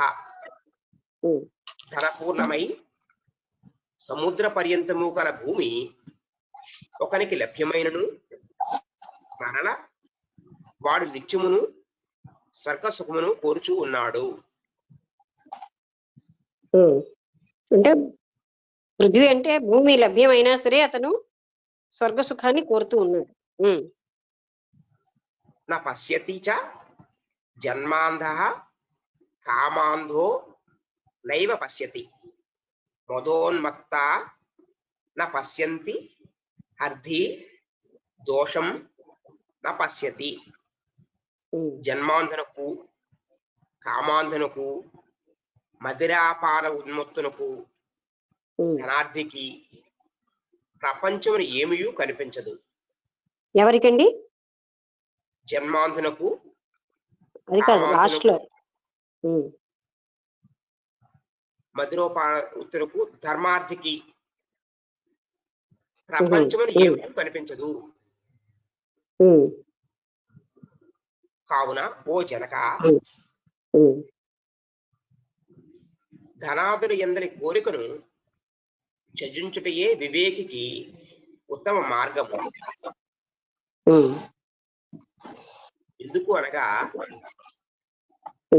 సంసార రూప మహారణ్యమున పరిభ్రమించుతున్న పురుషుని మనస్సు ధర్మార్థ కామముల వలన వ్యాకులము నిందినదై ఒకప్పుడు శాంతిని పడయజాలదు. అంటే ఇది బోధపరుస్తున్నారు మనకి. అంటే ధర్మ, అర్థ, కామం ఈ మూడిటిలో కూడా మనం ఆసక్తి కలిగి ఉండకూడదు. అంటే ఎవరైతే మోక్ష ఇచ్చ ఉన్నాదో వాళ్ళు, ఎందుకంటే వీటిలో ఆసక్తి మళ్ళీ మళ్ళీ వాళ్ళని పడిపోయేటట్లు చేస్తోంది. అది మనం నేర్చుకున్నాం. అంటే అర్థం అంటే ధర్మంలో ఎలాగా, ధర్మార్థం అని అంటే ఇక్కడ అదే ఎక్స్ప్లెయిన్ చేస్తారా అని నేను చూశాను, ఏ రకంగా ఎక్స్ప్లెయిన్ చేస్తారని. అంటే ధర్మము అనగానే నిన్న మనం అనుకున్నాం కదా, ఇది ధర్మం ఇది ధర్మం అని మనం చాలా పనులు చేయడం వల్ల ఆ ఆసక్తి కూడా మనకి ధర్మం అనుకుని చేసిన ఎన్నో పనుల్లో ఎంతో దోషయుక్తంగా ఉంటున్నాయి. అందుకని ముముక్షు అయిన వాడు వాటిలో ఆసక్తిని పొందకూడదు.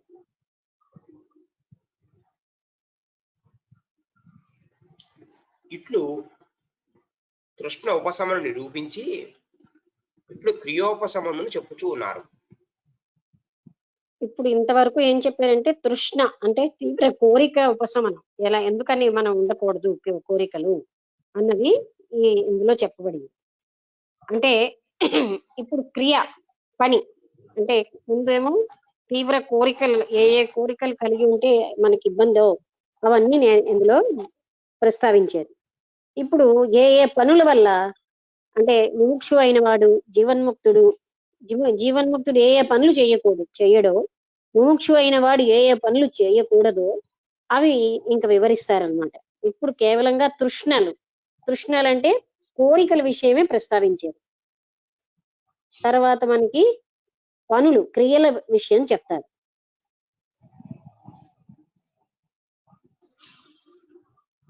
ఇంకా మనకి టైం ఉంది కదండి. ఎవరు మన ఆంజనేయమూర్తి గారు టైం 8:15 వరకు అని మర్చిపోయారా? అవునండి, గుర్తుంది. మరి టైం అయిపోతుంది. 8:09 అయింది అంటే 10 నిమిషాలే ఉంది కదా, మళ్ళీ డిస్కషన్ టైం ఏమైనా ఉంటుందా? అంటే ఇందాకలకి 15 నిమిషాలు ఉంది కదా. ఇంకొక పారాగ్రాఫే ఉంది లక్ష్మి, ఇంకొక పారాగ్రాఫే ఉంది, అది అయిపోతే 10వ ప్రకరణం. ఈ విషయంలో డిస్కషన్ పెద్దగా లేదండి. ఎందుకు ఎవరు కూడా ఇది డౌట్స్ ఏం పెద్ద లేవు. ఎందుకంటే ఇలాంటి వాటిల్లో ఆసక్తి ఉంటే ఎలాగ కష్టాలు పడుతున్నామో మనందరికీ తెలుసు గనక పెద్దగా డిస్కస్ చేయట్లేదు అందరూ. ఇది అందరికీ అనుభవైక వైద్యమే, అనుభవిస్తున్నారు. ఎందుకు కష్టం వస్తుంది, ఎందుకు ఎక్కువ ఆ కోరికలు ఉంటే బాధ ఎందుకు వస్తుంది అని ఎవరు అడగరు. ఎందుకంటే కోరికలు అందరూ బాధలు పెడుతున్నాయని తెలుసు గనక ఎక్కడ డిస్కషన్ వస్తుందో అక్కడ మనం ఉంచుదాం. అంటే ఈ చాప్టర్ లో కోరిక ఎంత బాధ పెడుతోంది, ఏ కోరికల వల్ల ఎలాంటి బాధలు కలుగుతున్నాయి, జగత్తులో వస్తువు ఏది సత్యమే కాదు, అలాంటి అసత్య వస్తువులను ఆశించడం వల్లే దుఃఖాలు, ఇవన్నీ మనకి రిపీటెడ్ గా చెప్తున్నారు అన్నమాట. చదవండి. కృతం న కతి జన్మాని కాయేన మనసాగిరా దుఃఖ మాయాసదము కర్మ తద్యాప్యు పరమ్యప్యతాం. ఓ జనక, శరీరమునకును మనస్సునకును ఇంద్రియమునకును శ్రమ వసగునట్టి కర్మలెన్నింటినో చేయుచునే వచ్చుచున్నావు. మరియు ఆ కర్మ ఫలమగు జనన మరణ రూప చక్రమునందు పరిభ్రమించుచూ ఉన్నావు. ఇప్పుడు కూడా దినదినమునకు ఎన్నో దుఃఖములు ఉత్పన్నమనగుచునే ఉన్నవి. కొంచెము కూడా శాంతి లభించుట లేదు. కావున నీవు కర్మల నుండి ఉపరతిని పొందుము. ఎందుకు అనగా పురుషుడు ఉపరతి పొందుట వలన తప్ప మరి దేని నుండి జీవన్ముక్తి సుఖము పొందజాలడు. అంటే ఇలాంటి కర్మలు శరీరానికి మనస్సుకి దుఃఖాన్ని బాధని కలిగించే కర్మలు చేయొద్దు. ఆ కర్మలే మనం నిరంతరాయంగా చేస్తూనే ఉన్నాం. ఆ కర్మలు వాటి వల్లే మనకి దుఃఖం ఉద్భవిస్తుంది. అది మనందరికీ తెలుసు. ఎందుకంటే శరీరానికి కష్టపెట్టే కర్మలు, మనస్సుకు కష్టపెట్టే కర్మలు, అంటే మన మనస్సే కాదు ఇతరుల మనస్సుని, అలాంటి కర్మలు మనని జనన మరణ చక్రంలో తిరిగి తిరిగి పడేస్తాయి. మళ్ళీ జననం, మళ్ళీ మరణం, అంటే అవన్నీ బంధిస్తాయి. బాధ పెట్టే పనులేవి మనం చెయ్యకూడదు. అందుకని అలాంటి కర్మల నుంచి మనం విముక్తి అయి శాంతిగా ఉండాలి. అది ఇక్కడ అంటే కర్మలకి సంబంధించిన నిగ్రహం అని ఇక్కడ చెప్పారు కదండి. ఇటువంటి కర్మలు ఏవి మనం చెయ్యకుండా ఉండాలి. ఇవి కూడా బంధిస్తున్నాయి గనక ఈ కర్మలు చేయకూడదు. ఇక్కడికి శ్లోకం పూర్తయింది. 8 శ్లోకాలు పూర్తయ్యాయి. 10వ ప్రకటన కూడా సమాప్తం. అంటే ఇప్పుడు మనం ఈ మొత్తం దీంట్లో ఏం నేర్చుకుంటూ ఉంటే మనకి మోక్షాపేక్ష ఉన్న ముముక్షువులు ఏ రకమైన కోరికలు కోరకూడదు మనకు చేపెట్టారు. ఎందుకు కోరకూడదంటే అవన్నీ మనని బంధహేతువులు. అంటే అవి కోరడం వల్ల దుఃఖమే పెరుగుతోంది. అది దాంతో ఆ కోరికలు తీర్చుకోవడానికి నానా రకాలైన పనులు కూడా చేస్తూ ఉంటాం. అలాంటివేవి వేటి పట్ల మనం ధనకాంక్ష, అంటే ధర్మం అనేది కూడా చాలా రకాలుగా ఉంటుంది. అటువంటి అర్థం అంటే బలం, కామం అంటే కోరిక, వీటిలో ఆసక్తి కలిగి ఉండొద్దు అంటున్నారు. అలాగనే మనం అలాంటి పనులలో కూడా ఏవైతే బాధని కలిగిస్తాయో, మనస్సుకి, ఇంద్రియాలకి, శరీరానికి బాధ కలిగించే పనులు కూడా మనం చెయ్యకుండా ఉండడం వల్ల ముముక్షువులైన వాళ్ళు అలాంటి పనులు చెయ్యరు. జీవన్ముక్తుడైన వాడు అంతకంటే చెయ్యరు. అంటే చెయ్యకూడదు అని ఇంకా ఇక్కడ చెప్తారు. ఎందుకంటే ఆయన ముముక్షుడు అంటే మోక్ష మార్గంలో ప్రయాణించే ఆసక్తి ఉన్నవాడు ఎప్పుడు కూడా శరీరాన్ని, మనస్సుని బాధించే పనులు, తన శరీరాన్నే కాదు ఏ శరీరాన్ని, ఏ మనస్సుని బాధించే పని, మనస్సు అన్నది ఒకటే కానీ మన భ్రాంతిగా ఉంది కదా ఇతరుల మనస్సు అని, నా మనస్సు అని, మనస్సుని బాధించే పని చెయ్యకూడదు. దానివల్ల మాత్రమే ఆయన మోక్ష మార్గంలో ప్రయాణించగలడు, ముందుకు వెళ్ళగలడు. లేకపోతే ఈ కర్మలన్నీ బంధిస్తాయి. అంటే బంధన అంటే ఏంటి? తిరిగి జన్మనిచ్చేటట్టు చేస్తాయి. జన్మని తిరిగి కలిగించేయడాన్నే బంధన అంటారు. అందుకని మళ్ళీ జన్మెత్తడం, మళ్ళీ మరణించడం అనే చక్రం తప్పకుండా ఉంటుంది. అంతేగాని ముక్తి అన్నది లభించదు. అందువల్ల మళ్ళీ బాధలు పాలవుతారు. ఏమిటైపోయిందండి జన్మెత్తితే?